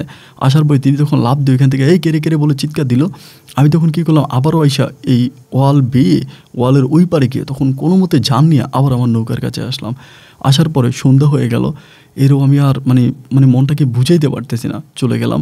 এবং এরপরের দিন সকালবেলা যখন আমি নৌকা নিয়ে নৌকার কাছে আসলাম, দেখলাম ওই পারে কে জানি একজন দাঁড়িয়ে আছে, এবং খালি নৌকা নিয়ে ওই পারে যাওয়ার পরে দেখলাম যে রেখা দাঁড়িয়ে আছে। রেখারে দেখার পর আমি তখন টান দিয়ে তার নৌকাতে বয়া, নৌকাটা টান দিয়ে আমি তখন চলে গেলাম প্রায় খালের মধ্যখানের ওই দিকে, মানে নীরব জায়গার দিকে। ওইখানে যাওয়ার পরে আমি তখন তার দিকে তাকে কান্না করতেছি, ও আমার দিকে তাকে কান্না করতেছে। মানে প্রায় 2-3 মিনিটের মতো ও কিছু বলে না, আমিও কিছু বলি না, আমিও কান্না করি, ও কান্না করে। তখন একবার জো আমাকে বলতেছে যে কালকে কেন গেছিলেন ওখানে? বললাম তোমাকে দেখার জন্য।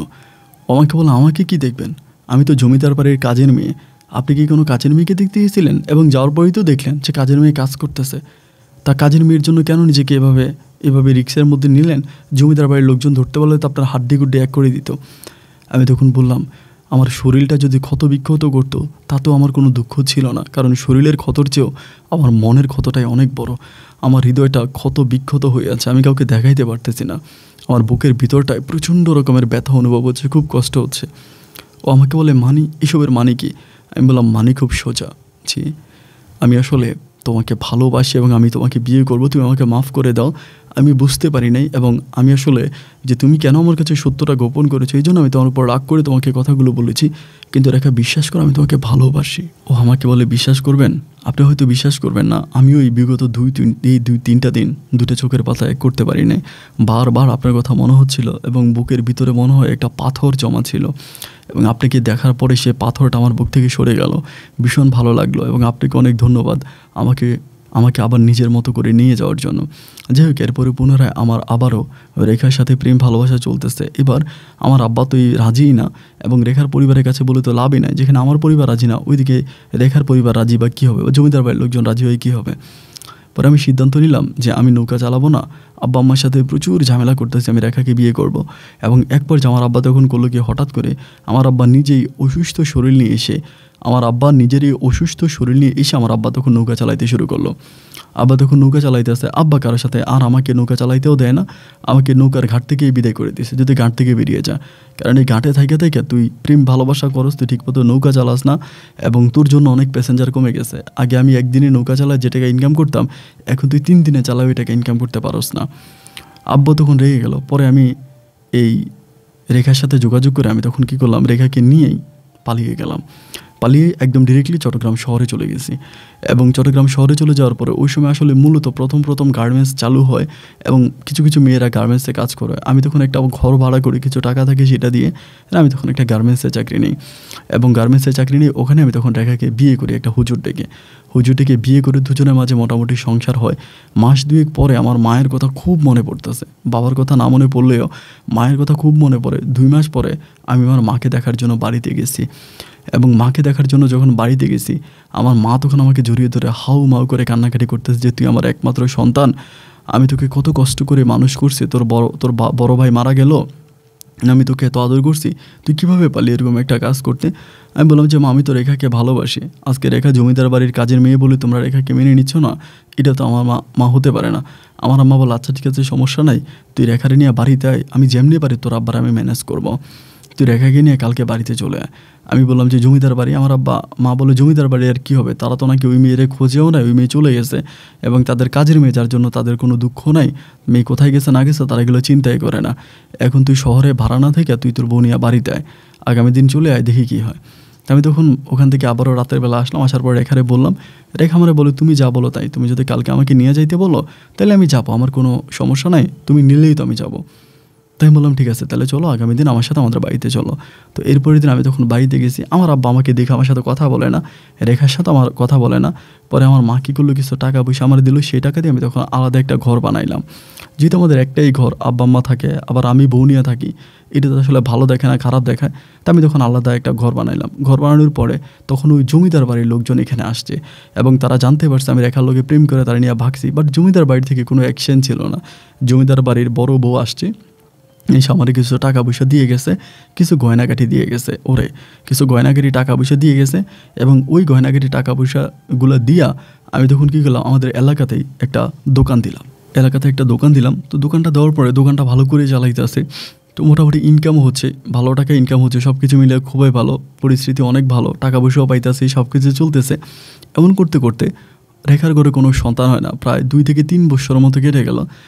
রেখার ঘরে কোনো সন্তান হয় না। ওই সময় কিন্তু আমার মোটামুটি টাকা পয়সা আমি খুব বেশি পাইছি। আমি একদম ব্যবসা বাণিজ্য দিয়ে দৌড়ছি। আমাদের এলাকাতে মোটামুটি জমিদার বাড়ির মানুষের যেরকম মান সম্মান বা টাকা পয়সা, আমারও তখন এরকম মান সম্মান টাকা পয়সা, আমাকেও আমাদের এলাকার সব মানুষ গণ্য করে, মানে যেহেতু আমিও জমিদার বাড়িতে বিয়ে করছি, হোক না কাজের মেয়ে। এরপরে তারা আমাকে টাকা সব পয়সা দিছে, এবং তাদের ওই বাড়ির কোনো অনুষ্ঠান হলে, কোনো কিছু হলে তারা আমার ডাকে, আমি যাই, তাই সবসময় ওইখানে যাতায়াত করি। তো এই জন্য মানে আমার এলাকাতে অনেক বেশি সম্মান।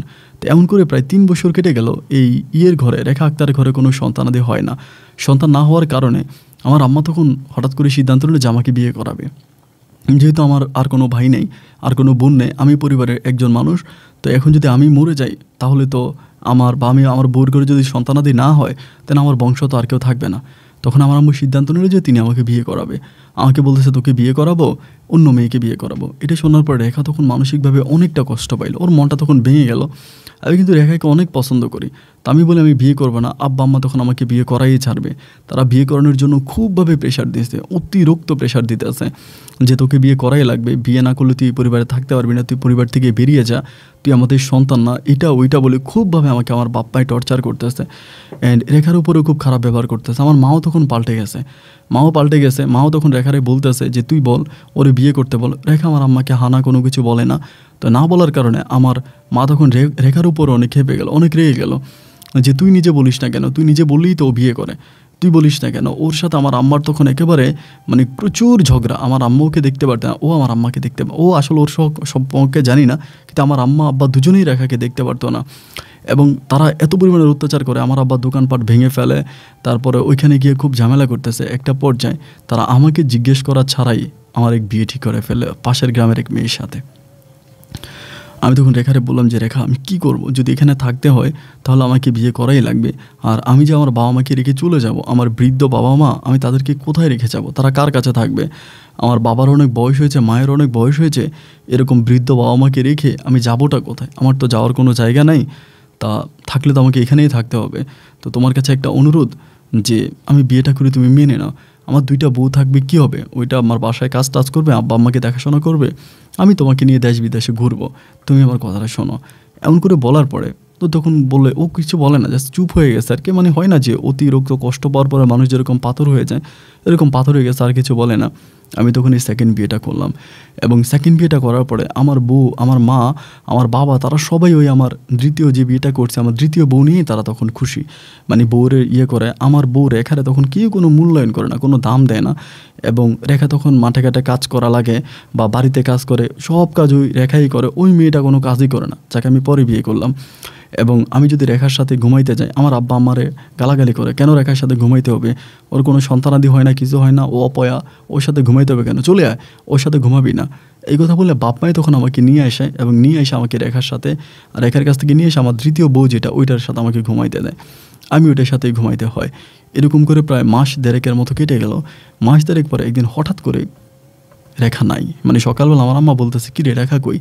আমি কেমনে জানি, আমার আম্মা তো চলে গেছে রাতের বেলায়। তাহলে আমি ওরা খুঁজতে শুরু করলাম, মানে পাগল হয়ে গেছে ওই সময়। আমার আব্বা আম্মা বলে, গেছে ভালো হয়েছে, এটারও তো আমরা বিদেই করতে চাইছিলাম, তো নিজে নিজে যখন চলে গেছে আলহামদুলিল্লাহ ভালোই হয়েছে, খোঁজার দরকার নাই।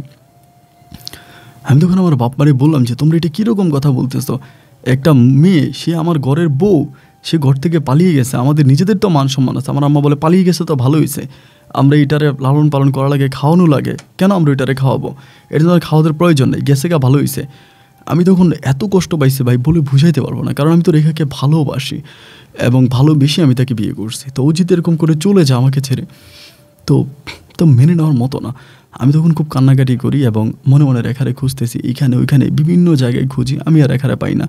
এবং এই যে আমি এরকম ব্যবসা বাণিজ্য বাদ দিয়ে রেখারে খুঁজতেছি, আমি দ্বিতীয় যে বিয়েটা করলাম, ওই বউটা এতটাই খারাপ ছিল যে ভাই, কথায় কথায় আমার গায়ে পর্যন্ত হাত তুলতো। মানে কথায় কথা আমাকে মারতে আসতো, আমাকে তেড়ে আসতো মারার জন্য, আমার গায়ে হাত তুলতো, এবং খুব পরিমাণে দুর্ব্যবহার, খারাপ ব্যবহার আমার সাথে করতো। এতটাই খারাপ ব্যবহার করতো যে ব্যবহার আমি নিতে পারবো না, এত পরিমাণে দুর্ব্যবহার, খারাপ ব্যবহার আমার সাথে করতো। বাট আমি করবোটা কি? মানে আমার তো আসলে কোনো কিছু করার নাই। আমি মানে এরকমভাবে রেখার জন্য তখন পাগল হয়ে গেলাম। এবং এই যে আমি সেকেন্ড যারে বিয়ে করলাম, যে বউ আমার সাথে এরকম টর্চার করতেছে, মানসিকভাবে অত্যাচার করতেছে, অপমান করতেছে, তখন আমার বারবার রেখার কথা মনে পড়ে, বারবার রেখার কথা মনে পড়ে। রেখা তো আমার জন্য এটা করছে, রেখা তো আমার জন্য ওইটা করছে, রেখা আমার জন্য অনেক ত্যাগ স্বীকার করছে, আমাকে রেখা অনেক ভালোবাসছে, রেখার প্রতি আমি অনেক কিছু পাইছি। সারা রাত ধরে রেখা আমার হাত পা টিপে দিত, আমাকে আদর করতো, ভালোবাসতো।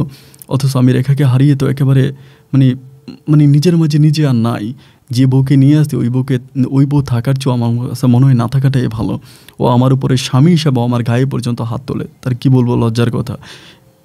এরকম করে একদিন দুদিন কাটতে কাটতে একটা পর্যায়ে আমি জমিদার বাড়িতে যোগাযোগ করতে শুরু করলাম যে রেখা কোথায় যেতে পারে। জমিদার বাড়ির অনেক মেয়েদের সাথে যোগাযোগ করলাম। তো রেখা তখন, আমি দ্বিতীয় বিয়েটা করার পরে ও জমিদার বাড়ির অনেক মেয়ের সাথে কথাবার্তা বলতো, জমিদার বাড়িতে যাইতো। সেখানে গিয়ে অনেক মেয়েরা নাকি সে বলছে সে চলে যাবে, বাংলাদেশে থাকবে না, তার বাপ মা ইন্ডিয়াতে, যে বাপ মা আছে ইন্ডিয়ার বাবা মায়ের কাছেও চলে যাবে। তখন আমি জমিদার বাড়িতে খোঁজাখুঁজি করে অনেক কষ্টে পড়ে সে ইন্ডিয়া, যে কলকাতায় তার বাড়ি ছিল, সে বাড়ির ঠিকানাটা আমি খুঁজে বের করলাম, যে কলকাতায় ও কোথায় থাকে কোন জায়গায় থাকে সেই ঠিকানাটা বের করলাম, এবং ঠিকানাটা বের করার পরে আমি তখন কলকাতায় যোগাযোগ করলাম এবং সেখানে যাওয়ার সব প্রসেসিং করলাম। সব প্রসেসিং কমপ্লিট হওয়ার পরে দেন আমি কলকাতাতে গেলাম, এবং কলকাতাতে যাওয়ার পরে আমি কলকাতায় গিয়ে ওরে খুঁজতেছি। ওই ঠিকানা অনুসারে প্রায় 4-5 দিন পরে আমি ওরে খুঁজে বের করতে সক্ষম হই, এবং সেই বাড়িতে গিয়ে আমি ওকে পাই। তো আমি তো মুসলিম, আমি ওখানে যাওয়ার পরে আমি সরাসরি ওর কথা বলি, রেখার কথা বলি যে রেখা আছে কি না। তো কলকাতার মানুষ তো আমাকে মানে ওভাবেই ফ্রি মাইন্ড ছিল, তাদের মাইন্ড অতটা মানে ছিল না, ভয়ানক ছিল না। আমাকে তাদের বাড়িতে ঢুকতে দিল, বসতে দিল, কথাবার্তা বললাম। আমি বললাম যে রেখা যে কাজ করতো বাংলাদেশে, আমি ওখান থেকে আসছি। এটা বলার পরে সবাই আমাকে ভিতরে ঢুকাইলো, এবং রেখাও তখন তার যে বিয়ে হয়েছে বাংলাদেশে এটা ওইটা চেয়ে কোনো কিছুই বলতেছে না।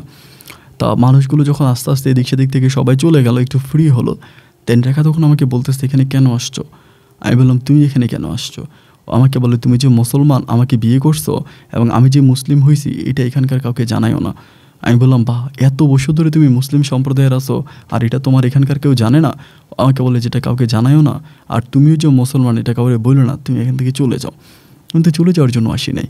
ও আমাকে বলতেছে দেখো এখানে থাকলে অনেক সমস্যা হবে, অনেক ঝামেলা হবে, তারা তোমাকে মারতেও পারে, তোমার গায়ে হাত তুলতে পারে।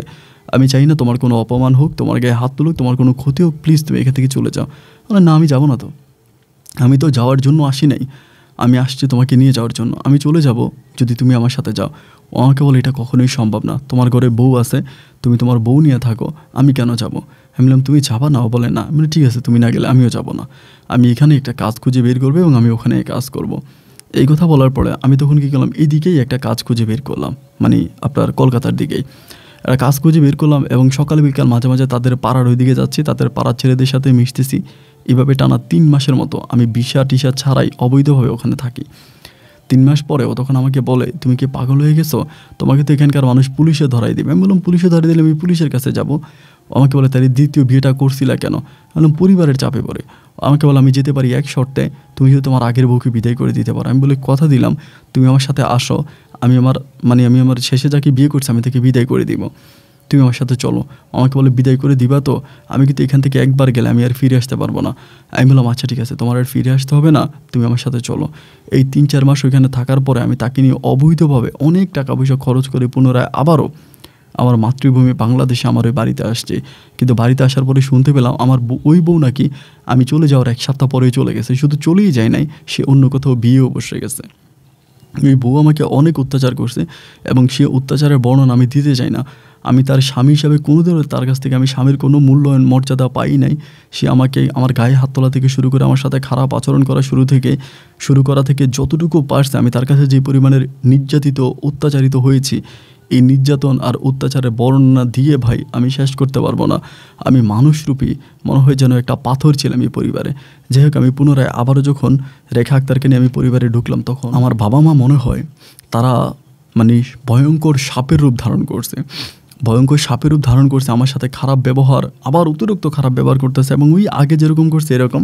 মানে আমি চিন্তা করলাম এই পরিবারের রেখাকে নিয়ে আমার পক্ষে থাকা সম্ভব না। আর যেহেতু আমার এখানে দোকানপাট ব্যবসা বাণিজ্য আছে, তা আমি রেখারে ছেড়ে চলেও যাবো। ওই সময় কিন্তু আমি পুনরায় এসে আবারও দোকান দিছি। ওই দোকান একবার বন্ধ করে দিয়ে চলে গেছি, আইসা আবারও নতুন করে দোকান খুলছি। তখন আমি করলাম কি, খালের পাড়ে মানে খাল ঘেঁষে সরকারি জায়গা, ওই সরকারি জায়গার ভিতরে আমি তখন একটা বাড়ি বানাইছি।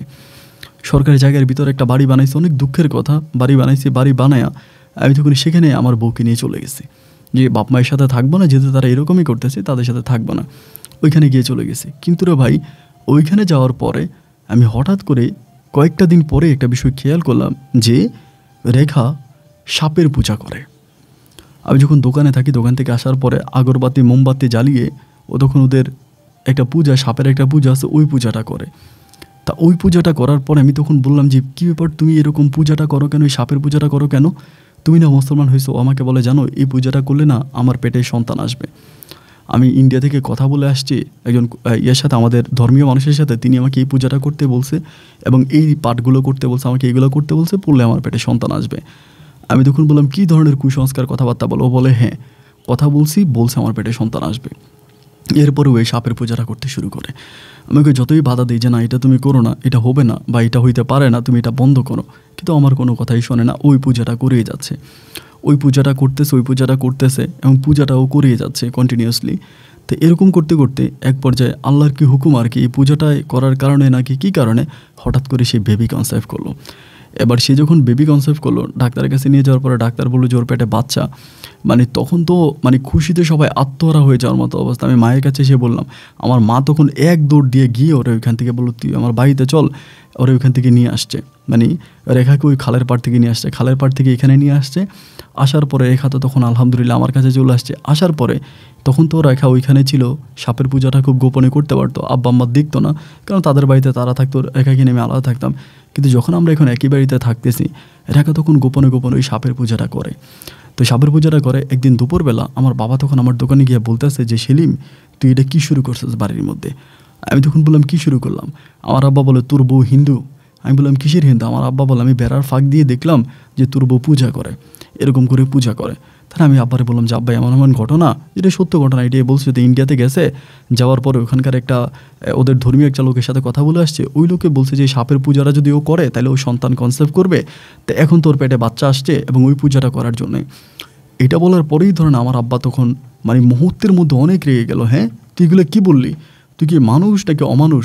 তুই এটা কী ধরনের কথা বললি যে পূজা দিয়ে সন্তান জন্ম দেওয়া হয়েছে, তা যেই সন্তান পূজা দিলে আসে এই সন্তান আমাদের প্রয়োজন নাই। মুহূর্তের মধ্যে বাবা মা দুজনে আবারও হিংস্র হয়ে উঠলো আমার উপরে, যে ওর পূজা করতেছে, ওর সবাই খারাপ ব্যবহার, দুর্ব্যবহার, অতিরিক্ত ব্যবহার যাই করে, ওই কিন্তু ওর পূজাটা ঠিকই করতেছে এবং পুজোও করতেছে এবং সন্তান পেটে নিয়ে ও আমার ঘরের মধ্যেও আছে। এবার এরকম করতে করতে আমার আম্মা একদিন ঘরের মধ্যে আগুন লাগাই দিছে। ঘরের মধ্যে আগুন লাগাই দিছে, তাও আলহামদুলিল্লাহ আশেপাশের মানুষজনরা ছিল, তারা বুঝতে পারছে যে আমার মা ঘরে আগুন লাগাইছে। তা সবাই দৌড়ে এসে তখন আগুন নিবাইলো, সবাই তাড়াহুড়া করে এসে আগুন নিবাইলো। আমি তখন দোকানে ছিলাম, দোকান থেকে আমিও তখন দৌড়ে আসলাম। আসার পরে দেখলাম যে এই অবস্থা, আগুন জ্বলতেছে, ধাউ ধাউ করে আগুন জ্বলতেছে। আমি এসে আগুন নিবাইলাম। তো এখন কী আর করবো, কেউ তারা মানাইতে পারে না, সে কেউ কারো কথা আমার বাপ্পা শোনেই না। মানে ঘরে আগুন লাগাই দেয়, ওর গায়ে হাত তুলে অত্যাচার করে, রাস্তাঘাটে দেখলে ওকে মারতে যায়, তেড়ে যায়, মানে খুবই খারাপ আচরণ, খুবই খারাপ ধরনের কথাবার্তা ওর সাথে বলতেছে। দেন আমাদের পক্ষে তো আসলে মানে আমার পক্ষে তো এটা আসলে মেনে নেওয়া সম্ভব না। মানে কী বা করতে পারবো? আমি তো মানে আমার বাবা মায়ের সন্তান, আমি তো তাদের গায়েও হাত তুলতে পারি না বা তাদের সাথে খারাপ আচরণও করতে পারি না। এরকম করে অনেকগুলো দিন কেটে গেল। রেখার পেটে সন্তানটাও প্রায় আস্তে আস্তে করে বড় হচ্ছে, পেটের সন্তানটাও বড় হচ্ছে, পেট অনেক বড় হয়ে যাচ্ছে। এই অবস্থার ভিতরে ধরুন ঘরের বাইরে গেলে আমার আম্মা তখন লাথি মারে ওর পেটের মধ্যে লাথি মেরে বলে তোর পেটে যেটা আসতেছে এটা হিন্দুর সন্তান, আমার হিন্দুর সন্তান লাগবো না, এই কথা বলে ওর পেটের মধ্যে লাথি মারে। ও তখন ঘুরিয়ে পড়ে যায়। 2-3 বার ওরে আমি ডাক্তারের কাছে নিয়ে গেছি। ওর পেটের লাথি মারলে ব্লাড বের হয়ে যায়, এমনভাবে মারে। এবং আমার বাপ মা ওরে দেখলে ঝাড়ু দিয়া জুতা দিয়া ওরে মারে, ওরে পিটায়। তাও ও তখন মানে কী আর করবে, ও তো এগুলো অত্যাচার সহ্য করে আসে, কারণ ওর তো যাওয়ার মতো কোনো জায়গা নেই। ইন্ডিয়া থেকেও চলে আসছে, ওই বাড়ি থেকেও চলে আসছে, জমিদার বাড়ি কারো কাছে তো আর যাবে না।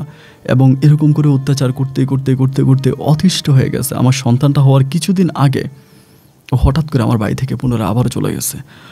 আমি দোকান থেকে আসছি 11টার দিকে, আসার পরে দেখলাম ও চিঠি একটা লিখে গেল আমাকে, লিখছে যে তুমি আমাকে মাফ করে দিও, আমি তোমার কাছে আর থাকতে পারলাম না, আমি আর অত্যাচার মেনে নিতে পারতেছি না, এত মায়ের এত ব্যথা আমার শরীরে আর সইছে না, আমি চলে যাচ্ছি এবং পেটে করে সন্তানটাকে নিয়ে যাচ্ছি, তুমি ভালো থাকো।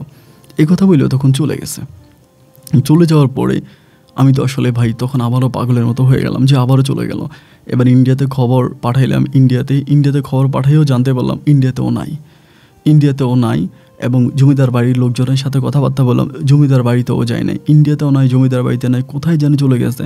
আমি আবারও আমার ব্যবসা বাণিজ্য সব কিছু ছেড়ে এই পাগলের মতো, তখন আমি আমার আব্বা আম্মার সাথে থাকতেছি, ওই ঘরে আমার বাবা আগুন লাগায় পুড়ে ফেলছে ও চলে যাওয়ার পরে। ওর যত কাপড় চোপড় ছিল, আমার যত কাপড় চোপড় ছিল, ওর যে পূজা মণ্ডপ ছিল সব পুড়ে ফেলছে। আমার বাপ মায়ের কথা হচ্ছে হিন্দু ধর্ম পালন করছে, এই জন্য ঘরটাকে পুরাই তারা পবিত্র করছে, মানে বাড়িটাকে পবিত্র করছে।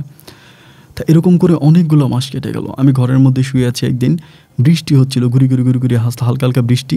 তা মানে রাতের দিকে, সন্ধ্যা রাতে, এবার আস্তে মধ্যরাতের দিকে বৃষ্টি একটু কমছে, রাতে কিন্তু ঘুমাইতে পারতাম না। তা বৃষ্টি কমার পরে রাত আনুমানিক 2টা, 2:30 কি 3টা বাজে, এমন করে হঠাৎ করে আমরা আমাদের ঘরের পিছনে বাচ্চার কান্নার শব্দ শুনতে পাইলাম। মানে বাচ্চা যে কানলে শব্দ হয় না, এরকম বাচ্চার কান্নার শব্দ। এবং বাচ্চার কান্নার শব্দ শুনতে পাওয়ার পর আব্বা মা দুজনে লাফ দিয়ে উঠছে। মানে তারা এক রুমে থাকতো, আমি পাশের রুমে থাকতাম। আমার আব্বা বলতেছে যে এই সেলিম ঘুম থেকে উঠ। হ্যাঁ আব্বা, আমি তো উঠছে। আব্বা বলে কিরে বাচ্চা কাঁদতেছে ঘরের পিছনে মনে হয়। আমি বললাম হ্যাঁ আব্বা, বাচ্চার একটা তো কান্না শুনতে পাচ্ছি। আমার আব্বা তখন দরজা খুললো, আমিও দরজা খুলছি। ওই সময় হারিকেন ছিল, টর্চ লাইট ওরকম প্রচলন না, হারিকেন নিয়ে তখন ওইখানে গেলাম। যাওয়ার পরে দেখলাম যে অনেক বড় একটা সাপ কী করতেছে, মানে বাচ্চাটা থেকে মোটামুটি একটু দূরে ওইখানে ফেনা ধরে এরকম মাথা উপরের দিকে দিয়ে আছে, বাচ্চাটা ওইখানে কান্না করতেছে এবং বাচ্চাটা একটা ব্যাগের উপরে রাখা, মানে একটা ব্যাগ আছে ব্যাগের উপরে রাখা, আবার কাপড় দিয়ে পেঁচানো, বুকটা কাপড় দিয়ে পেঁচানো। বাচ্চাটাকে দেখার পরে মনে হয় যেন হয়েছে যে কিছুক্ষণ আগে, এরকম মনে হয় আর কি। তা দেখার পরে মানে আমার আব্বা তখন চিৎকার দিয়ে ওঠে, সাপও দেখে বাচ্চারা চিৎকার দেয়। মুহূর্তের মধ্যে তখন গ্রামের অনেক মানুষ দৌড়ে চলে আসে এখানে। আইসা দেখে বাচ্চাটা পড়ে আছে, সাপটা ওই জায়গায়।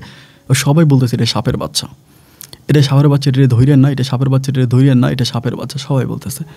আমি বলতেছি কী বলেন সাপের বাচ্চা? এই যে এত মানুষ আসছে, এত আসছে, সাপটা কিন্তু তখনও যাচ্ছে না। সাপটা ওই সময় পর্যন্ত ফোনা ধরে সবার দিকে তাকিয়ে আছে। গ্রামের মানুষ অনেকে লাঠি সোটা নিচ্ছে, ও সবাইকে কামড় দেওয়ার জন্য তেড়ে আসতেছে। এমন একটা অবস্থার ভিতরে বাচ্চাটারও কেউ ভয়ে ধরতেছে না যে এটা সাপের বাচ্চা। সবাই বলে সাপের বাচ্চা, মানুষের বাচ্চা না, সাপের বাচ্চা কেউ ধরে না। আমার আম্মা তখন করলো কি, সাপের বাচ্চা হোক আর মানুষের বাচ্চা হোক, দেখতে তো মানুষের মতো, এই কথা বলে আম্মা তখন কোলে নিয়ে নিছে। আম্মা সাপটা, এই বাচ্চাটাকে কোলে নেওয়া মাত্রই সাপটাকে এতক্ষণ সবাই মারার জন্য যায়, পিটার জন্য যায়, তার নয় সাপ যায় না, কিন্তু বাচ্চাটাকে আমার আম্মা কোলে নেওয়া মাত্রই সাপটা তখন আস্তে করে চলে গেছে, মানে জঙ্গলার দিকে চলে গেছে। তাই সাপটা চলে যাওয়ার পরে এবার সবাই বলা শুরু করছে, গ্রামের সব মানুষ বলতেছে যে এটা সাপের বাচ্চা, সাপের বাচ্চা দিছে। মানে সবার মুখে মুখে একটাই কথা যে সাপের পেট থেকে মানুষের বাচ্চা জন্মাইছে। পুরো এলাকার মানুষজন আমার এই বাচ্চাটারে দেখতে আসে, দূর দূরান্ত থেকে। এই বাচ্চা কার এটা কেউ বলতে পারে না, বাচ্চাটা মূলত কার এটা কেউ বলতে পারে না। এরকম করতে করতে এবার দেখা গেলো যে এই সাপটা মাঝে মাঝে সন্ধ্যার সময় ধরেন এরকম হয় যে বাচ্চারা ডুলির মধ্যে শোয়াই রাখছে, ওইটা কী করে পাশে এসে বসে থাকে। এবং এরকমও হইলো যে বাচ্চারা উঠানের মধ্যে শোয়াই রাখছি, এই সাপ ওর মানে বাচ্চার মাথার কাছে এসে এরকম ফোনা ধরে বসে থাকে। মানে বিভিন্ন জায়গায় ওই বাচ্চাটারা যেখানে রাখতেছি সাপ সেখানে যাচ্ছে, বাচ্চাকে যে জায়গায় যাচ্ছে সাপ সেখানে যাচ্ছে। এটা মারতেও পারি না, ধরেন মারতে গেলে ওটা চলে যায়। এবং এত বড় সাপ যে দেখলে ভয় পেয়ে যাবে, মানে বিশাল আকৃতির সাপ, অনেক বড়। এরকম করে দিনের রাতগুলো কাটতেছে, পুরো গ্রামে ছড়াই গেছে যে আমার এই বাচ্চাকে দেখার জন্য এত পরিমাণের মানুষ সকাল বিকাল আমার বাড়িতে আসতো যে এটার বর্ণনা দিয়ে শেষ করা যাবে না। প্রচুর মানুষ আসতো, যে সবাই একটাই কথা যে সাপের পেট থেকে মানুষের বাচ্চা হয়েছে এবং ওই বাচ্চা দেখতে মানুষজন আসে। তা ওই নর্মালি বাচ্চা হচ্ছে আমরা ফিটার খাওয়াচ্ছি, বা ওই আমাদের এলাকার একজন ডাক্তার ছিল, ওনার পরামর্শ অনুযায়ী নবজাতক শিশুকে যেরকম খাবার দিতে হয়, মা ব্যতীত, মা ছাড়া যেরকম খাবার দেওয়া যায় সেরকম খাবার দিয়ে আমরা সন্তানকে বড় করতেছি। কিন্তু সাপের আনাগোনা আছেই। এই সাপ কখনো দেখি যে আমাদের যে ঘর আছে ঘরের ছালে বসে আছে, কখনো দেখি আমাদের বারান্দায় বসে আছে, কখনো উঠানে বসে থাকে। মানে এক এক সময় এক এক জায়গায় দেখতে পাই, মনে হয় জিনের মতো। এক এক সময় এক এক জায়গায় কিন্তু সাপ রূপে তারা দেখতে পাই। অনেক কবিরা জানি, বাড়ি বন্ধ করি, তারপরে এটা ওইটা করি, অনেক কিছু করি, কিন্তু তাতেও কোনো কাজ হয় না। দিন শেষে দেখি যে সাপ আমাদের বাড়ির আশেপাশে ঘোরাফেরা করতে আছে, বাড়ির আশেপাশে আছেই। তা ওইটারা বন্ধও করতে পারি না, ওইটারে সরাইতেও পারি না, ওইটা ওই জায়গায় আছে। তাও চিন্তা করতেছি এখন কি করা যায় বা কী বা করতে পারবো। এভাবে তো আসলে সাপের সাথে তো আর থাকা যায় না, বা অনেকেই পরিকল্পনা করে মেরে ফেলবো, সবাই বলে মেরে ফেলবো, তা মেরে ফেললেও বা কী হবে, এরকম করে বুঝতেছি না। এমন করতে করতে 8 দিন 10 দিন প্রায় 20-25 দিন কেটে গেল। একদিন আমাদের গ্রামের সব মানুষ মিলে সিদ্ধান্ত নিল যে সাপটা যেহেতু এরকমই করতেছে, সাপটা আমরা মেরে ফেলবো। কারণ সাপটা কখন কারো সবল দিয়ে বসে, সাপ তো সাপে, কখন কারো সবল দেয় তা তো বলা যায় না। এরকম করে তখন কি করলাম আমরা, এই সাপটারে তখন এইখানে আমাদের গ্রামের মোটামুটি অনেকেই তখন এই সাপটারে ব্যারিকেড দিল, চারপাশে নেট টেট দিয়া এই সাপটারে ধুইরা একদিন সন্ধ্যার দিকে আসরের পরে সাপটারে মাইরা ফেললো পিটাইয়া। মাইরা সাপটারে মাটি দিয়ে দিল, মানে মাটির নিচে পুঁতে দিল। যেদিন বিকালবেলা সাপটারে মারলো, ওই দিন রাতেই হঠাৎ করে আমার বাচ্চাটা, মানে আমিও শুয়ে আছি, আমার মাও শুয়ে আছে, ওই ভিতরে সাপে কামড় দিলে যেরকম মুখ দিয়ে ফেনা বেরোয় না, বাচ্চাটা মুখ দিয়ে ফেনা বেরোতে শুরু হয়েছে। এরকম ফেনা বের হইতে শুরু হওয়াতেই বাচ্চাটা মুহূর্তের মধ্যে এখানে মারা গেছে। এখন সবাই বলতেছে যে সাপটাকে মেরে ফেলার কারণে বাচ্চাটা মারা গেছে, এটা সবাই বলে, বাট এটা তো কি আসলে বুঝি না। সকালবেলা মুসলিম ধর্ম অনুযায়ী জানাজা দিয়ে বাচ্চাটারে মাটি দিলাম, তো বাচ্চাটা কার বা কোন ধর্মে সেটাও তো আমরা জানি না, বাট আমরা আমাদের ধর্ম অনুযায়ী তারা মাটি দাফন কাফন করলাম। তো এই পরিবার আমার বলে তুই আবার বিয়ে কর। আমি আর বিয়ে করবো না, আমার বিয়ে করার কোনো ইচ্ছেই নেই, আর বিয়ে করবোই না, জীবন থাকতে আর বিয়ে করবো না, কাউরে বউ বানাবো না। কিন্তু মনের ভিতর একটা জিনিস বারবার থেকেই গেল যে রেখা আক্তার কোথায় চলে গেল, রেখা আক্তারের কোনো ঠিকানা আমি পাই না। এমন করতে করতে করতে করতে অনেক দিন পরে আমার কাছে মনে হচ্ছে ইন্ডিয়াতে গিয়ে ওর খবরটা নিয়ে আসি যে ও আসলে মূলত কোথায় গেল বা কোন জায়গায় গেল। এটা আরও ধরেন আমার বাচ্চাটা মারা যাওয়ার 7-8 মাস পরের কথা বলতেছে, 7-8 মাস পরে এরকম ইন্ডিয়াতে গেলাম। ইন্ডিয়াতে গিয়েই ওরা আমি খোঁজ করে আসলাম, অনেকের সাথে কথাবার্তা বললাম না, ওইখানে ওরে আমি পাইলাম না, সেখানেও তারে পাওয়া গেল না, সেখানেও সে নাই। অ্যান্ড এর অনেক দিন পরে জমিদার বাড়ির এক মেয়ের বিয়ে হয়েছে আমাদের পাশের গ্রামে। ওই গ্রামের ওই মেয়ের সাথে কথাবার্তা বলা অবস্থা ওই মেয়ে আমার বলতেছে রেখা তো সৌদি আরবে আছে। আমি বললাম কী বলো সৌদি আরবে? বলে হ্যাঁ ও তো সৌদি আরবে আছে, সৌদি আরবে চাকরি দিতে গেছে, ওইখানেও থাকে। আমি বললাম তো পেটের বাচ্চা নিয়ে চলে গেছে? বলে তা তো জানি না, কিন্তু সৌদি আরবে আছে, একদিন আমার সাথে কথা হয়েছে। তাই বলে আমি তার সাথে কি যোগাযোগ করতে পারবো? বলেন না, আমার কাছে তার কোনো নাম্বার নাই, একদিন আমাকে ফোন করছিল, এর মধ্যে একটু যোগাযোগ করলাম তার সাথে, একটু কথা হইলো। এবার আমি তার যোগাযোগ করার জন্য তার নাম্বার খুঁজতে শুরু করলাম। এমন করতে করতে সৌদি আরবে আমাদের এক এলাকার এক মহিলা থাকে, ওই মহিলার সাথে তখন যোগাযোগ করলাম। ওই মহিলার মাধ্যমে ওই সময় তো ধরেন বিদেশে অ্যাভেলেবেল লোকজন নাই, মানে মহিলা আছে মনে করেন 10-15 গ্রাম খুঁজলে হয়তো একটা মহিলা বিদেশে থাকে এরকম। ওই মহিলার মাধ্যমে তখন অনেক খোঁজাখুঁজি করার পরে আমি তখন রেখার সন্ধান পেলাম যে রেখা সৌদি আরব তায়েব বলে একটা জায়গা আছে, ওই জায়গায় একটা বাসা বাড়িতে কাজ করে। ওই মহিলা তখন ওইখানে গেল এবং যাওয়ার পরে রেখার সাথে নাকি কথাবার্তা বললো। এবং রেখার সাথে কথাবার্তা বলার পর রেখা কিন্তু আমাদের সাথে কথাবার্তা বলে নাই, রেখা কথাবার্তা বলছে ওই মহিলার সাথে। আমি কিন্তু ওই মহিলাকে বলছি যে আমরা এরকম একটা বাচ্চা পাইছি, এটা বলছি। তা ওইখানে বলার পরে ওই মহিলা তখন রেখা যখন বলছে, ওই মহিলা তখন করলো কি, এই রেখার সাথে আমাকে কথা বলাই দিল। ওই সময় কিন্তু মোবাইল ফোন ধরনের যে বাজারে মোবাইল ফোন থাকে, বাজার থেকে আমাকে খবর দেওয়া হলো যে আপনার মোবাইল আসছে সৌদি আরব থেকে, আপনাকে যাইতে হচ্ছে। দৌড়ে গেছি, যে দেখে আমাদের গ্রামের ওই মহিলা আমার বলে সেলিম ভাই আপনার বউ আছে, আপনার বললেও কথা এখন। তা বললেও কথা কইতেছি, তখন ও আমার বউ আমারে বলতেছে, মানে রেখা আমারে বলতেছে আমার বাচ্চাটা কি মারা গেছে? আমি বললাম তোমার বাচ্চা? ও বলে হ্যাঁ আমার বাচ্চা। আমি বললাম মানে তোমার বাচ্চা মানে? আমি তো বুঝলাম না। ও বলে আমি তোমাদের বাড়ি থেকে পালাইয়া আমার এক বান্ধবীর বাড়িতে চলে গেছিলাম, এবং বান্ধবীর বাড়িতে যাওয়ার পরে আমার ওই বান্ধবীর বাড়িতে আমার একটা পুত্র সন্তান হয়েছে, ছেলে সন্তান হয়েছে। এখন আমি তো এই সন্তানের কোনো পরিচয় দিতে পারবো না। আমি যদি ইন্ডিয়াতেও যাই তাহলে সবাই বলবে এটা কার সন্তান, আর আমি এটার কী পরিচয় দেবো? এটাকে নিয়ে আমি ইন্ডিয়াতেও যেতে পারবো না, এটাকে নিয়ে আমি দেশের বাইরেও যেতে পারবো না, এটাকে নিয়ে আমি জমিদার পরিবারেও যেতে পারবো না। যার জন্য বাধ্য হয়ে সন্তানটা হওয়ার কয়েকদিন পরে আমি সন্তানটাকে ওইরকম করে একদিন তোমাদের ঘরের পিছনে ঘুমন্ত অবস্থায় রেখে আসছি। ঘুমন্ত অবস্থায় রেখে আমি আসছি, আমি আইসা এই সন্তানটাকে রেখে যখন আমি একটু সামনে আসছি, প্রায় সন্তানটাকে রেখে অনেকটা সামনে আসার পরে আমার হঠাৎ করে মনে হলো আরে বাচ্চাটার যে আমি ঘুমন্ত অবস্থায় রেখে আসছি, এই ঘুমন্ত অবস্থায় যে বাচ্চাটা ওইখানে আমি রেখে আসলাম, তো বাচ্চাটাকে যদি কুকুর টুকুরে নিয়ে যায় বা কোনো কিছু কামড়ায় টামড়ায় যদি বাচ্চাটাকে নিয়ে যায়, তাহলে আমার তো বাচ্চা, আমার তখন আবার দরদ লাগে উঠলো। আমি সেখান থেকে আবারও পুনরায় ফিরে আসছি বাচ্চাটাকে দেখার জন্য। যখন পুনরায় আবারও ফিরে আসছি, আমি যে জায়গায় বাচ্চাটা রেখে গেছি ওই জায়গায় আর বাচ্চাটা নাই। মানে বাচ্চাটা কিন্তু একটা ব্যাগের উপরে শোয়াইছি, নিচে কাপড় টাপড় দিয়ে পেঁচায় ব্যাগের উপরে শোয়াইছি, বাচ্চাটা এই জায়গায় নাই। আমি এদিক সেদিক খোঁজাখুঁজি করতেছি, বাচ্চাটারে কই পাই এদিক সেদিক খোঁজাখুঁজি করতেছি যে কই গেল না, কোনো কুকুরে কামড় দিয়ে নিল, মানে বাচ্চা তো কুকুরে কামড় দিয়ে নিয়ে যায় নাকি, এদিক সেদিক খোঁজাখুঁজি করতে হঠাৎ করে দেখলাম যে অনেক মানুষের গোলযোগ শোনা যাচ্ছে বাচ্চা আমি যেখানে রেখে আসছি সেখানে। এবার আমিও যাচ্ছিলাম, এমন সময় আমি বাচ্চার কান্নার শব্দ শুনতে পাইছি এবং দেখলাম যে বাচ্চাটাকে নিয়ে সবাই মানে করতেছে। তখন আমি ওখান থেকে দৌড়ে কোনো রকম পালাইয়া আমি আমার বান্ধবীর বাসায় আবারও চলে আসছি পাশের গ্রামে, এবং সেখান থেকে এর পরের দিনে আমি ইন্ডিয়াতে চলে আসি। এবং ইন্ডিয়াতে এসে ওইখান থেকে আমি আমার পাসপোর্ট সব কিছু ওকে করে আমি সৌদি আরবে যাই। কিন্তু এই মহিলার কাছে এইমাত্র শুনতে পেলাম আমার বাচ্চা নাকি মারা গেছে। কিভাবে আমার বাচ্চাটা মারা গেল? পরে আমি বললাম যে ঘটনা এরকম ছিল, তোমার বাচ্চা এমনি বাচ্চাটা মারা গেছে। ও আমাকে বলে দেখো আমি বাচ্চাটাকে অনেক ভালোবাসছি, অনেক আদর করছি, কিন্তু আমার বেবিটা কীভাবে মারা গেল? তখন ওর সাথে আমি এবার পুনরায় আবারও কথাবার্তা শুরু হতে একসময় আমাকে বলে তুমি সৌদি আরবে চলে আসো, আমি তোমাকে সৌদি আরবে নিয়ে আসবো। পরেও আমার জন্য পাসপোর্ট আমি করি, সব কিছু আমাকে দেয়। আমি তখন পুনরায় সৌদি আরবে যাই, এবং সৌদি আরবে যাওয়ার পর ও আর আমি সৌদি আরবে থাকি দীর্ঘ প্রায় 4.5 বছরের মতো। 4.5 বছর সৌদি আরবে থাকার পরে ওর যে কফিল ছিল, আমি ওই কফিলের বাসায় ড্রাইভিং চাকরি করতাম, সেই কফিল আমাকে আর ওকে দুজনকে মিলে সে আমাকে ইউরোপ যাওয়ার একটা ব্যবস্থা করে দেয়। তো ইউরোপের একটা দেশ আছে, নাম হচ্ছে মাল্টা। আমরা ওই মাল্টার দেশে তখন উনি আমাদেরকে নিয়ে গেলে আমাকে আর আমার বউকে সেখানে তিনি রেখে আসে, প্রায় আজ থেকে অনেক বছর আগে। তো সেখানে আমি থাকি, আমাদের ঘরে আর কোনো সন্তানাদি হয় নাই, কোনো সন্তান হয় নাই, কিন্তু মাল্টাতে আমি আর আমার বউ এখন অনেক ভালো আছি।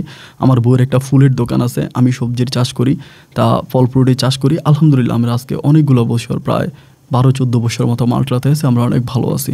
আমি আর আমার বউ মিলে সবসময় আপনার গল্পগুলো শুনিয়ে ভালো লাগে, এবং সেখান থেকে আমার আপনাকে এই গল্পগুলো লেখা। আমার মা মারা গেছে, বাবা আছে অনেক অসুস্থ, বাবাকে দেখাশোনা করার জন্য গ্রামে লোক রাখছি, আমার আব্বার দেখাশোনা করতেছে। এবং এরই মাঝে আমি 2-3 বার গ্রামেও গিয়েছি, বাড়িতেও গিয়েছি, আমার বউ আর যায়নি।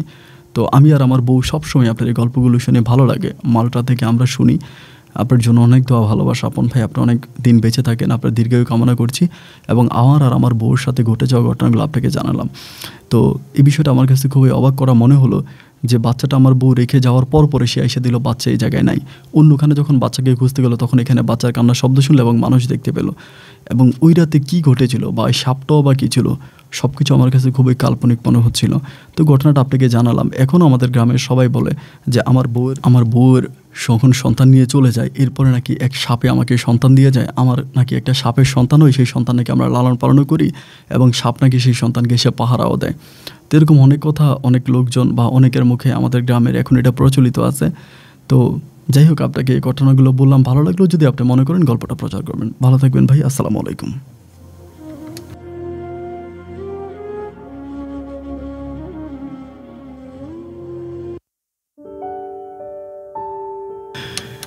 প্রিয় বন্ধুগণ, সবাইকে অনেক বেশি ধন্যবাদ। এতক্ষণ পর্যন্ত চট্টগ্রামের ভাই, বর্তমান মাল্টা প্রবাসী বলবো না, মাল্টা তো ওনাদের কাগজপত্র হয়ে গেছে, তারা ওখানকার নাগরিক, সেলিম ভাই এবং রেখা আক্তারের জীবনের বাস্তব গল্পটা শুরু থেকে শেষ পর্যন্ত আমার মুখ থেকে শোনার জন্য।